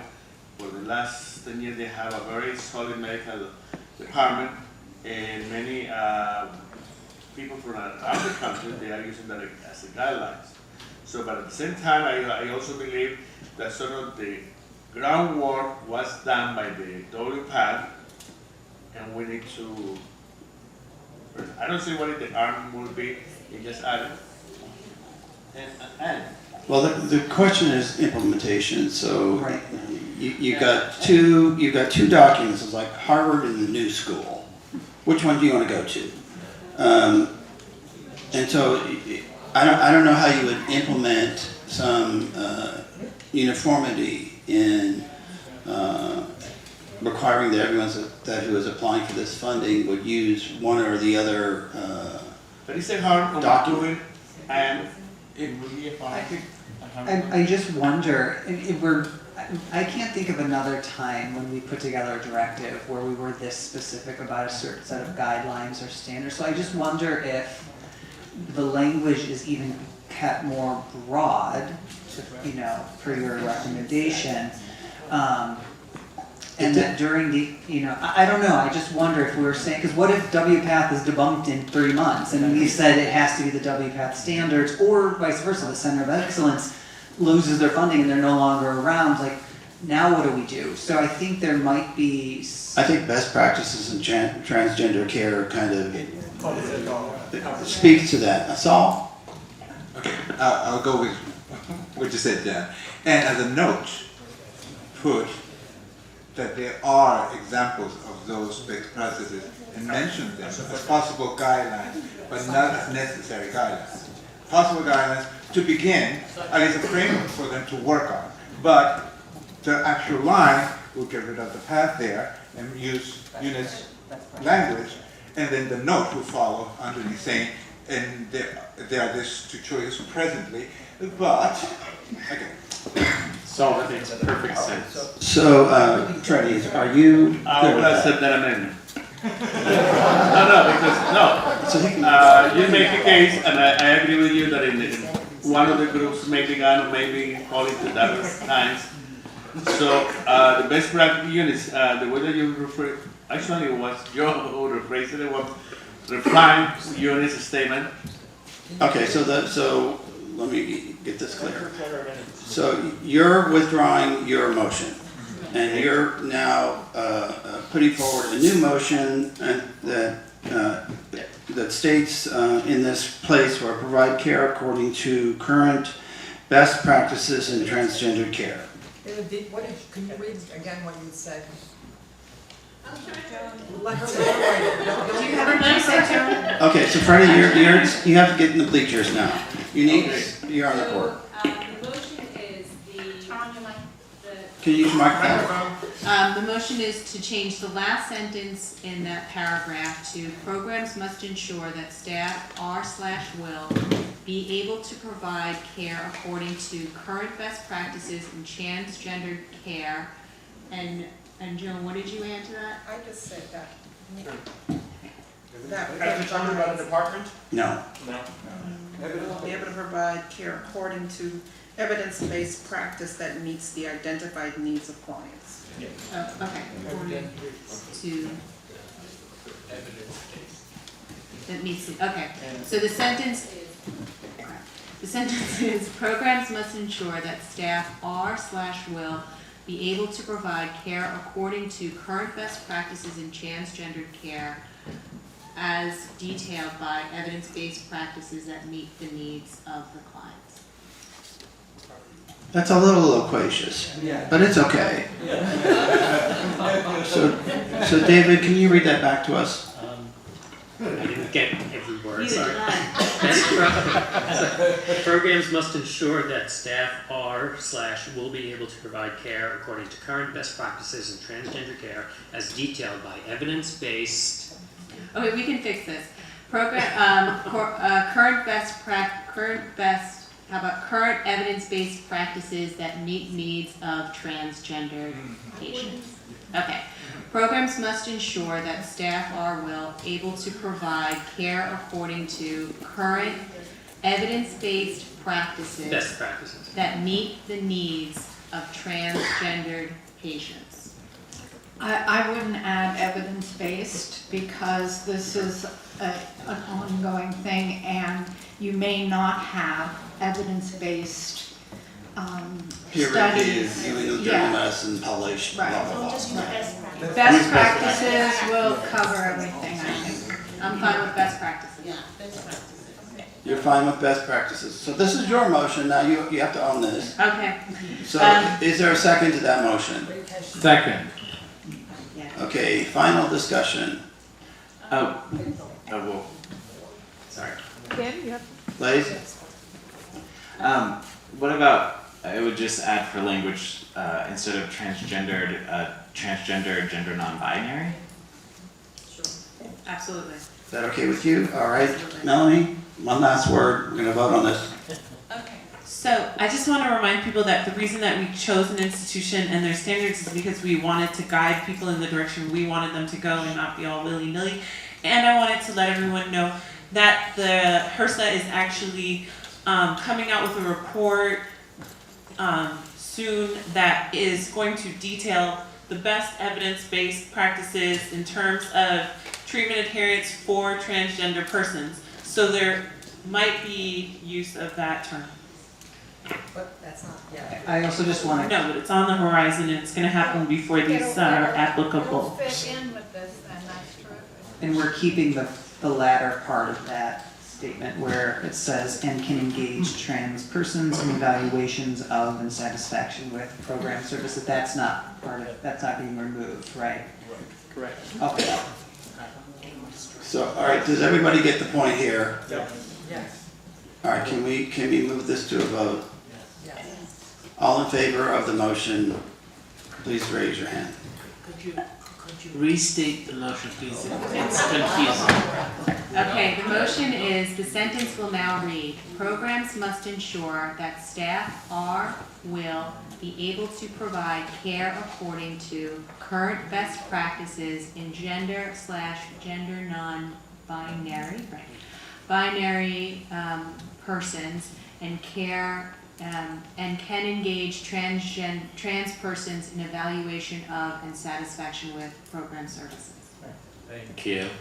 Now, all in favor? Opposed? Thank you very much. Okay, so, This is why it's important to come to these meetings when we have them, so we don't have to deal with this now. all right, so those amendments have been made. Are there any further amendments to the service directive? Lisa? I'm not making an amendment, and I probably, for the interest of time, may hold my statement to public comment so that the meeting can move forward. But it's related to elephant in the room, I think, that has not really been talked about because we're encouraged not to point out providers. It goes to lack of service, encouraging people to sign blanks, release of information forms, 6-month contact information, and those kind of various things. So I know that we already have something in place, but I think that it's about time that we start discussing an elephant in the room that we talk about amongst each other. When there are agencies receiving funds and they're not providing the service of care, the cultural competency of care, and that kind of thing. So I think, for the interest of time, because it's not an amendment, I would like to bring that into public comment. All right, thank you, Lisa. So if I hear no further comments, we will then move to accept this service directive as it has been amended in its entirety. All right. All in favor? Opposed? Thank you. Thank you, Chris and Lisa.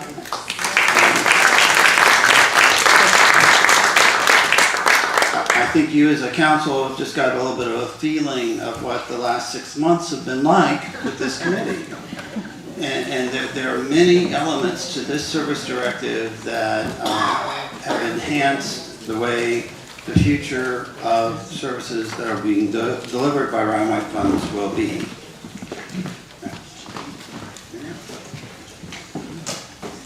All right, so we're going to go through planning council committee updates. And of course, to those committees that have presented, you've already presented. Chair's report, I don't really have much to say, and I know Adrian is here, so he can provide a policy update. So I'll save that for Adrian, all the DC nonsense. Yeah, I just want to say that as we wrap up today and we wrap up this session, we will be on a break for 2 months in September and in August and September. We take that time off to work on the grant application, and it's also the time when the mayor's office is vetting the new candidates to fill the vacancies. We'll reconvene at the end of October as a full council. By then, we should have all the new members appointed, and we'll have a full contingent of council members. But the work of the council staff does not stop during those 2 months. We're going to be assembling 2 work groups. One will be around safe consumption sites, and the other will be around looking at our bylaws and our memorandum of understanding for revisions to be brought to the council in October. And we'll be sending you out a notice if you're interested in doing that. It will be very time limited, 4 or 5 meetings at the most, perhaps 1 face-to-face meeting at the start, and then conference calls over the next couple of months. So that's my report for this section of the agenda. Adrian, why don't you find a microphone?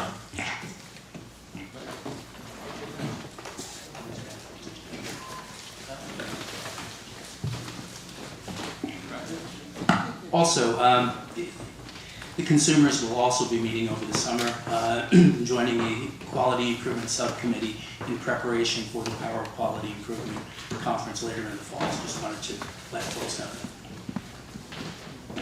that.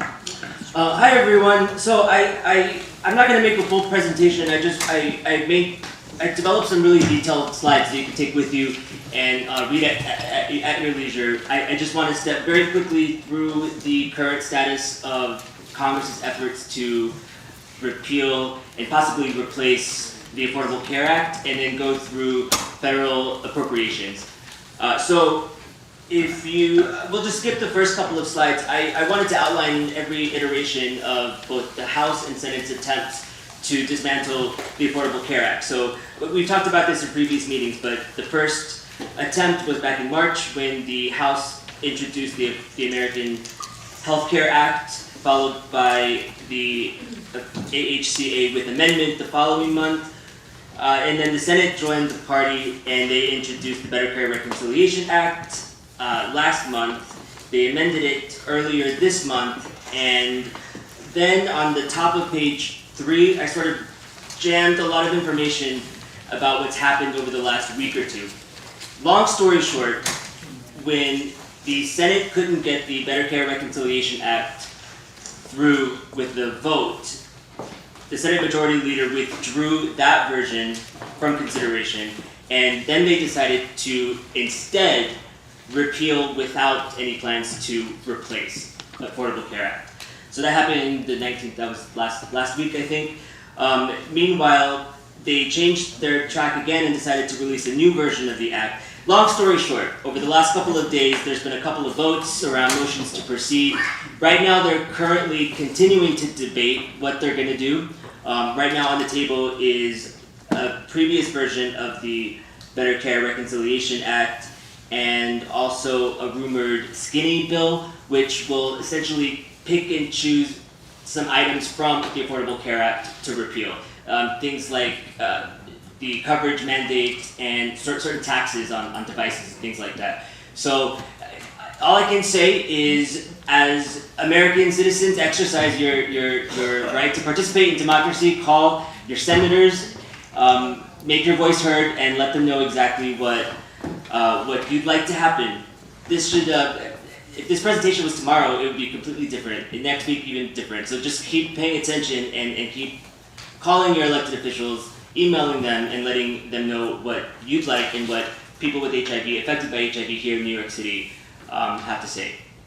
So that being said, I wanted to run through the budget, and I won't talk too long about it because the Federal AIDS Policy Partnerships AIDS Budget and Appropriations Coalition issues these really excellent charts. It's the colored front and back page that we handed out. So what they do is every time there's a sort of major activity in Washington around the federal appropriations process, they update this chart and disseminate it. So the most recent being last week's House Appropriation Funding Bill.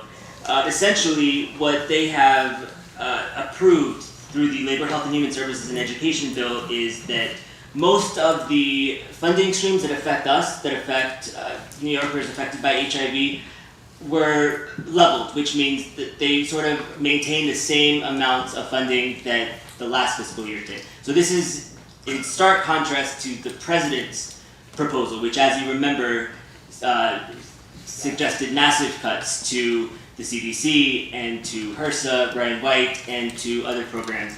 So just so you know, the CDC, HIV, and STD prevention programs, the House is saying they want it to remain level, same thing with hepatitis. I listed some major cuts that aren't HIV specific, but that you should know about, mostly around family planning and teenage pregnancy prevention. But on the top of page 5, that's blank because the Senate Appropriations Committee has not yet suggested what they'd like, how they'd like to fund HHS. So that's going to happen over the next couple weeks, and I guess we're not having a meeting where I can deliver more potentially bad news to you, but stay tuned over the next couple weeks. What has to happen now is by September, the House and Senate have to come together and compromise on what they'd like the funding streams to look like for CDC, for Ryan White, etc., and have one bill that the president can sign should he decide to. So we're not out of the woods yet. The House was much friendlier to us than the president was in terms of proposed budgets. So we just gotta wait for the Senate to come out with something. If you have any questions, as always, email me, especially over the next couple weeks where we won't be having these meetings. Let me know if you want any information or want me to direct you to certain resources about this. But just stay involved, stay strong, and remember that advocacy is the way things are gonna happen, the way things are gonna change. So thank you so much. I wish I had better news on our last meeting. I have some great news. On Friday, the House and Senate are scheduled to adjourn, and they won't be back until September. And that's the best news we could have. There was talk about a 2-week extension, but I spoke to staff today and the Senate side, and they seemed to think that they were going to keep their original schedule. So they might adjourn. But you will have an attorney general. Yeah. Can you just clarify that the omnibus bill is for 2017, that's the current funding as supported by continuing resolutions? So like, is that, so that people can understand the. There was an omnibus that was passed at the very end. It was almost like a CR, but But that's what exists. yes. You look at the first column we're talking about? Yes. Yeah, and I have a quick question. The MAI allocation, which I see the House Appropriations Committee zeroed out, does that include the MAI money that we get under Part A? Yeah, it shouldn't have included the MIA, those sections of the HHS bill. Graham, we were talking about that recently. It's hard to follow the MAI money. Because there's two separate streams. The answer is I don't know. I don't want to say something incorrect. I'll look into it though. But yeah, that was definitely something I should have mentioned that was supposed to be cut. It's very hard to follow the MAI money the way it's worded in the appropriate bill, so. I will look into it though, for sure. Thank you, Adrian. Great. Thank you, Adrian. Needs assessment. Carrie. I'm just doing an update, right? Great. So Needs Assessment Committee met on July 20th. We had a data presentation from the Department of Health on the Transitional Care Coordination Program, as well as discussion with 5 TCC providers, as well as a number of clients who benefit from the program. It was a really powerful conversation. We learned a lot. Provider consensus. Providers, of course, felt the model was valuable. They had some ideas about how to improve it. It was clear that a lot of discrimination is still going on, in particular around housing for poor people in New York City. What a surprise. In particular, people who are HIV positive, people who are using benefits. Needs Assessment is going to continue to look at housing as an issue we've been highlighting all year, and how the Planning Council can address this issue with consideration for how scarce our resources are. And we'll also be looking at Tri-County. If you have any ideas, whether you're on our committee or not, about areas we should focus on, please reach out to us and let us know. And I just want to say, I don't know if people here know, I was just appointed by Mayor de Blasio as the Commissioner on Human Rights for the city. So,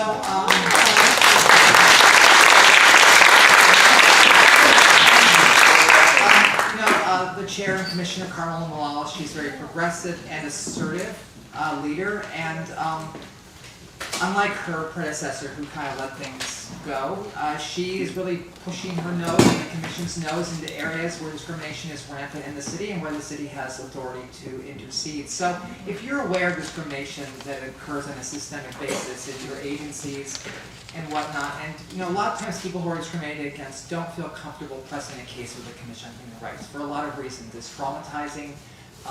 There's a belief that you won't win. That doesn't mean that you can't talk to me about the issue, and the Commission might look into it and focus it on that area and campaign. And that's another way to address an issue area, is to create a campaign around it. And so just want you to know that I can be a resource for that, and you don't have to put your clients at risk if you're aware of discrimination that's occurring. All right, have a great. Congratulations.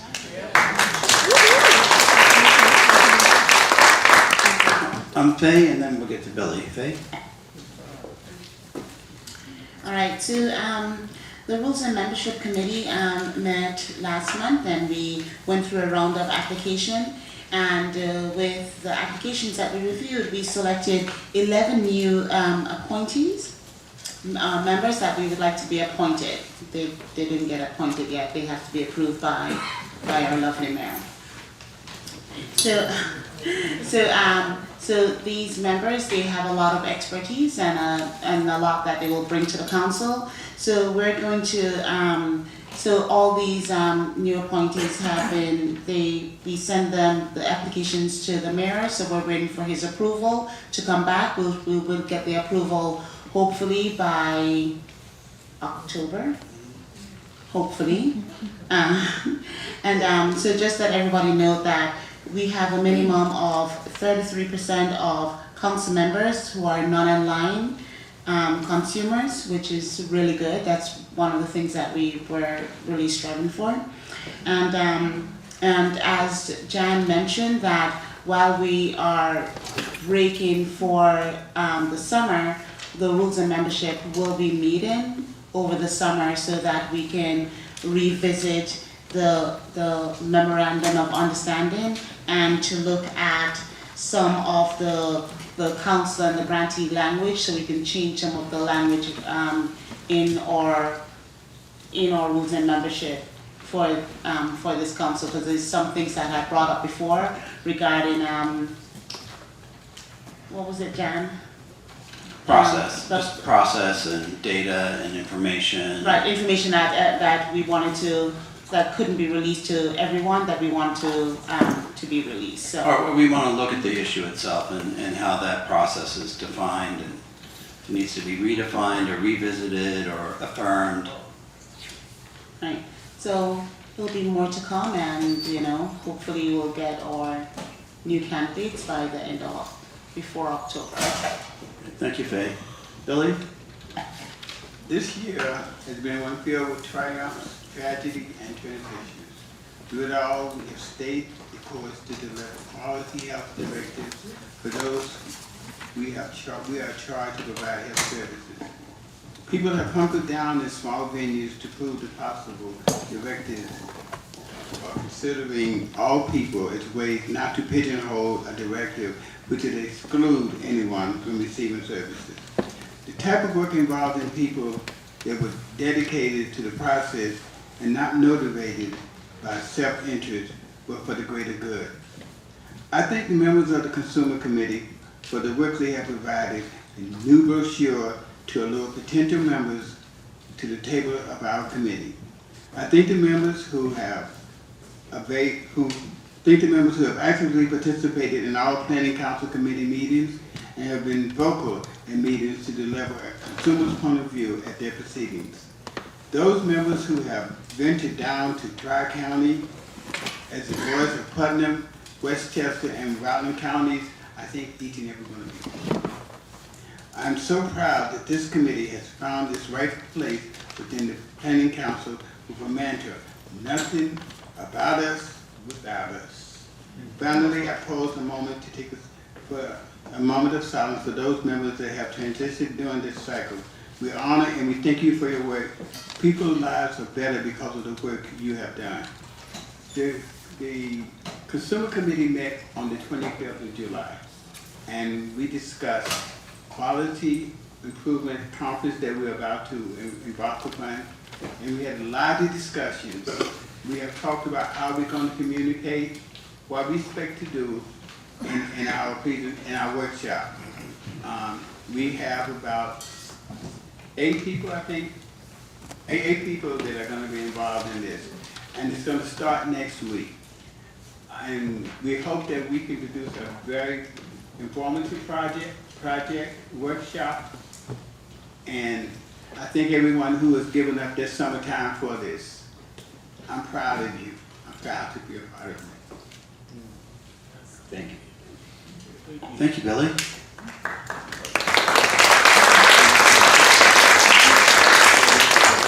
Graham? Thanks, Jen.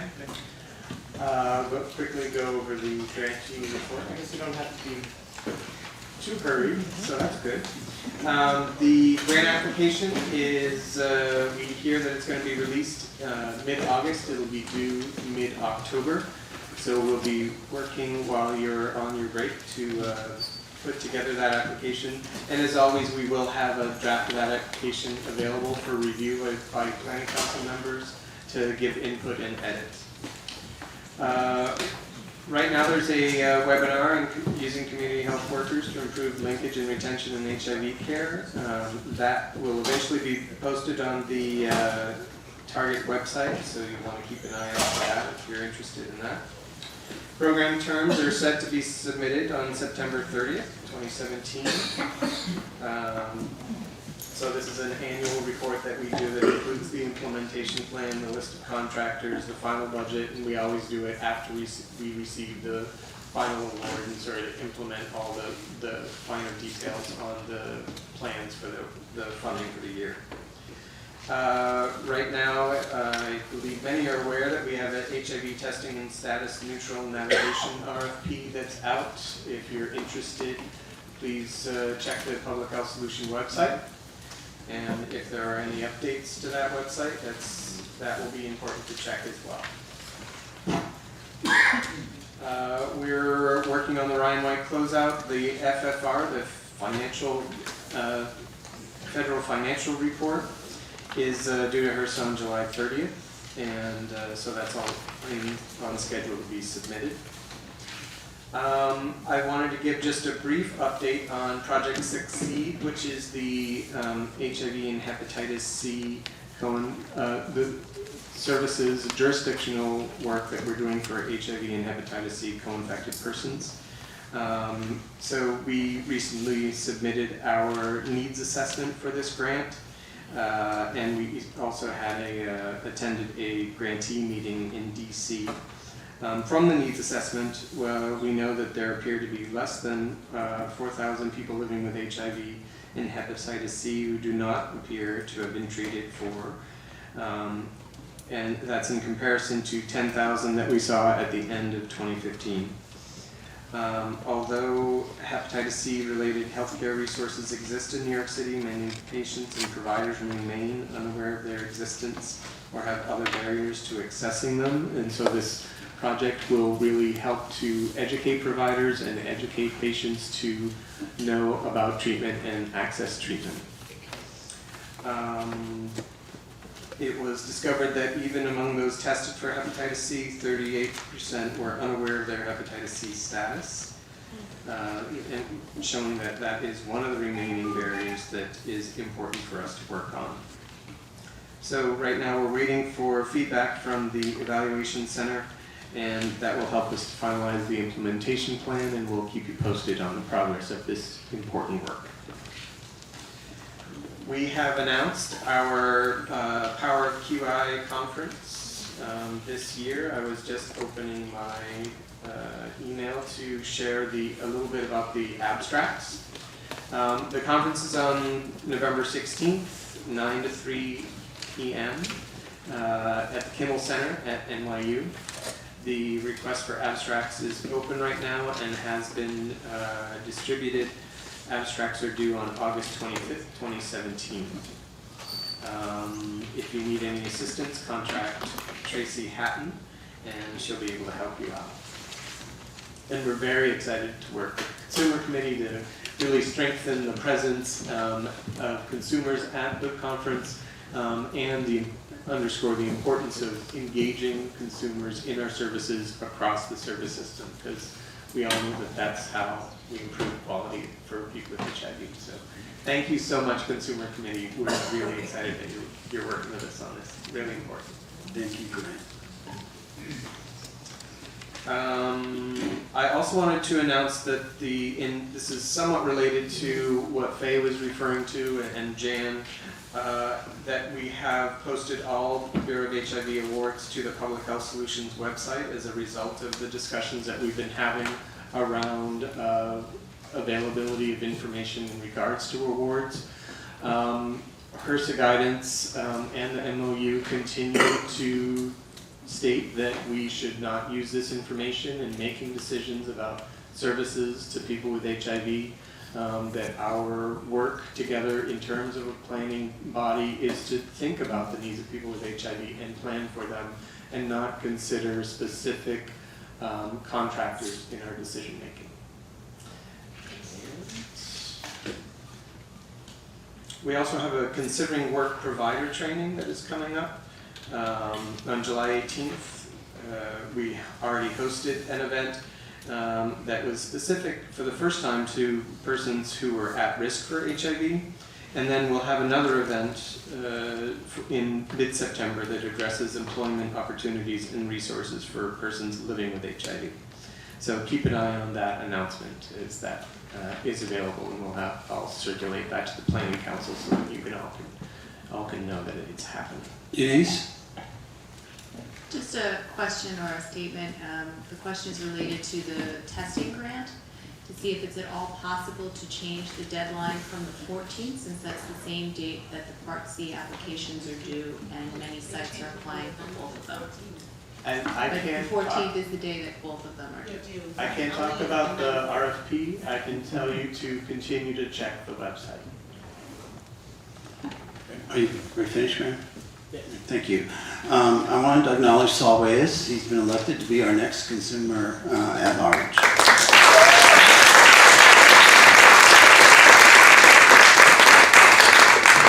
Will the grantee staff please stand, and Planning Council staff please stand? I want to acknowledge their work. They are the lifeblood of this Planning Council.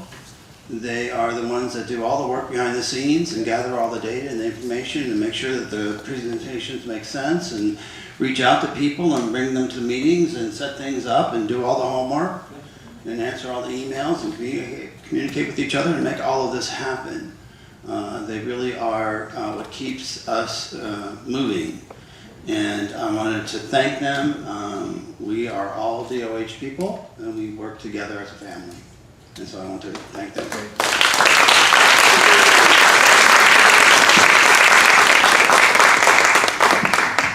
Thank you, Dan. It's always a moment of sort of bittersweet when we have this final meeting of the year, and I always, for the next several months, I miss you all terribly. My work is so dry and boring and I will look forward to seeing you in October and November. And I just want to say one final thank you, not necessarily goodbye, but possibly goodbye to those members who are retiring, going on to other things. Sometimes the work here is acknowledge and challenge ourselves, but then we go out in the world and people are like, what's the Planning Council? So, for those of you who are leaving, thank you very much for your 3 to 6 years of service. All right, public comment. Lisa? I just wanted to address this and kind of just use the analogy of the agitator in the washing machine. You can put water and soap in a machine, but it won't get your clothes clean unless you get the agitator in to shake up the dirt, and then the clothes get clean. So I'm saying this because it's been on my mind and on my heart for quite a few months. Talking to other consumers, because we talk to each other a lot. And when it comes to service providers, we may love the agency, but not so much the case management or whatever, we may love the case management, but not so much the service provider.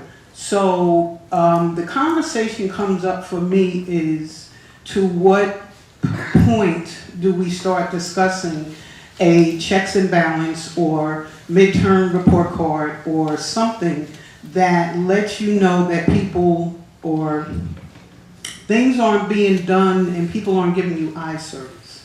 What I was saying earlier, it was something that I've seen personally myself and in discussion with other consumers, not just from Tri-County, but in the boroughs, that there are shortcuts and people being asked to sign blank documents.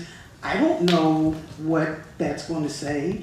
It might say this consumer threatened to burn down the building, therefore should be disbanded from any future services, or it may say something else. So the point moving forward is, if you have strong agencies and they're linking up with weaker agencies, and the stronger agencies are carrying their whole weight and the weaker agencies are a ride along, it's a problem. So, I don't think that they need to be defunded, because in Tri-County, we have a lot of very limited services. We don't want to lose agencies. But I think that there should be a way to evaluate and encourage improvement or identify some areas of improvement, because the fallout is consumers say, well, you know what, I'm not going to go through that, so I won't go back to an agency. And if I don't go back to the agency, then maybe I'm out of care. And if I'm out of care, then I'm not in compliance. But the reality is that if we have agencies that are getting funded and the pool of money is getting really tight, we really need to know that the agencies are doing their best, and everybody's not perfect. We're not looking for perfect. We're just looking for people to do their best. There were trainings this year like trauma-informed care, which I am I'm the cheerleader for, and the LGBT training. And maybe at some point we can understand how that's being integrated so that there is an improvement. And I don't know if everybody has had cultural competency training, because I can hear the way that they talk to people, and when we're not around, talk about people.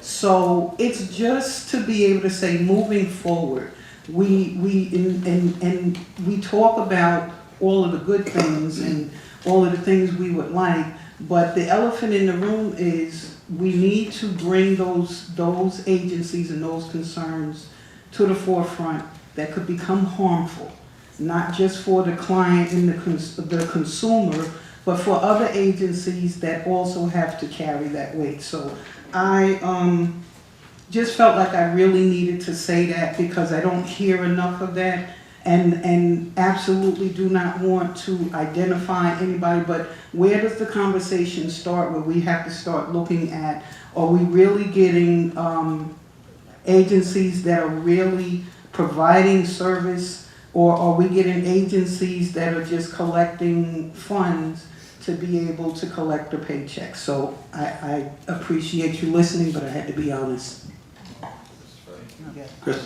Christopher? Thanks for bringing that up, Lisa. Each of the contracts are supposed to have a grievance policy. I know that because I'm preparing for an audit and I have to make sure that it's there. So if you know of someone who has a grievance or a complaint, there's a process at each of the funded agencies, I believe, that you would go through. So just know that that exists. That's part of, it's a requirement. So if you have specific concerns, you should encourage that consumer to approach the agency and ask what their grievance process is. Randall? And I'd just like to add to that point. And so not only does every provider have a grievance process and it must have a grievance policy, but PHS also has a grievance policy. If the grievance at the agency did not work out, then you can take it to another level. And I have to say, over my 7 years of being here, I've addressed a lot of grievances, researched them, gone on site visits. It is part of our work as the grantee to follow up on those grievances. So they are taken Before, she is quite correct in that a lot of clients, even though they may have a grievance, will not go through the grievance procedure. They are afraid to do it because they say, if I do this with the agency that I am with, the person or the people to whom I'm addressing my grievance will retaliate. So they don't go through the grievance. I've seen it a lot. The person just says to me, I'm not coming back here anymore. I'm going to find somewhere else to go. So this is what she's saying. It's very important. I know for a fact that the Department of Health and most agencies have a grievance procedure. And even if I find myself not certain of what has happened to me and what I've been doing, and go, well, let me wait a little while and see if this is something that's continuing on. I just find somebody else to do what I need to be done. If I feel slighted or, and I have very good relationships with the agency that I'm with. I can go to the head of my agency and say, look, this person did so and so and I don't like what they did. I can do that with my agency, but there are a lot of other clients and people that I know who will not do that because they're afraid of what will happen if the person down the line hears that this person went to my boss and said they didn't like that I did this, and they filed a grievance. They don't know how that person down the line is going to react to that. So you may say that there's a grievance procedure for them to follow, but most clients will not follow it. They will just turn, walk out the door, and you won't see them. And just to add to your comment, or they are prevented by staff themselves from, for example, saying, you know, that person had a bad day. So, you know, it usually doesn't happen. So there are already barriers that the process of grievance is never reached because there are already barriers institutionalized within the organization. And consumers, whether because they're kind-hearted, because they think that, you know, poor person who's going to lose their job if I say something, yet the behavior, it might be only my case, but there are within the staff barriers for the consumer to continue the process. And so that's an additional barrier to consider. And how do we start alleviating and creating the safe space to do it? All right, Maria, and then we need to conclude our comments. Just to piggyback off of that, I know she's talking about the consumers. There's a lot of things going on. They feel like they may be stigmatized, singled out, and not receive services or whatever the case may be, or they may be like blacklisted amongst services. So they get scared and they don't want to say anything. They don't want to continue adding, like stirring the pot. So they don't want to come out and say what they really mean. Now, they talk amongst us because they know us as consumers because we're there all the time. But as far as staff, I think there really needs to be more training for them because some of these staff members are not really trained in this field. Why they would be hired, I don't know. Because, I mean, they work with a population that is really, really, you know, stigmatized, and they don't want to be more stigmatized as far as that. So that's why they will not make a grievance form or anything. So, none of anything that anyone here has said is new. I think each of us have experienced customer relationships, if you will, that are both positive and negative. So I think thank you for bringing this to the table. I think there are ways of examining that, looking at that, addressing that, and trying to come up with some creative ways that we may not have thought of before. Because this is AIDS Incorporated. This is a business. And so a lot of times we're treated as patients within that context. And some agencies are very good and have great relationships, and there's easy ways of addressing problems. Other agencies, you know, they could care less. You walk down the street, you go into a shop, and you have the same course of treatment from one store to the next, to the next, to the next. Our job here is to ensure that the services that we're creating are meeting the needs, but also meeting the individual. So hold those thoughts, and I think that when we come back in the fall, we'll convene a group to discuss them and, you know, come up with some positive solutions and directions to create a change. Any other comments? Paul? I just wanted to note that starting on August 17th across the state. The Civ and Y met yesterday, and they're going to start some political actions, both scheduled tentatively in Albany and here in New York City, as well as in-district visits up to the 31st, which will be the New York State Day of recognizing all those who have overdosed and passed from drug use. They're planning, there's going to be a service at Judson Memorial Church, followed by a day of constant training of naloxone. I didn't pronounce that right, I'm sorry. In Washington Square Park, to anyone who wants to get trained in handing out kits. Plus, there's going to be a funeral march down to the medical examiner's office. That's currently what's on there. I'll send the planning council any other updates and ask them to send it out when I know more information. Can I say one thing? I'd just like to thank Dan Park and Matthew Lester for being government co-chair and community co-chair. Everyone has been acknowledged this today at this meeting, and also John. You three people, we must acknowledge you as well. Thank you.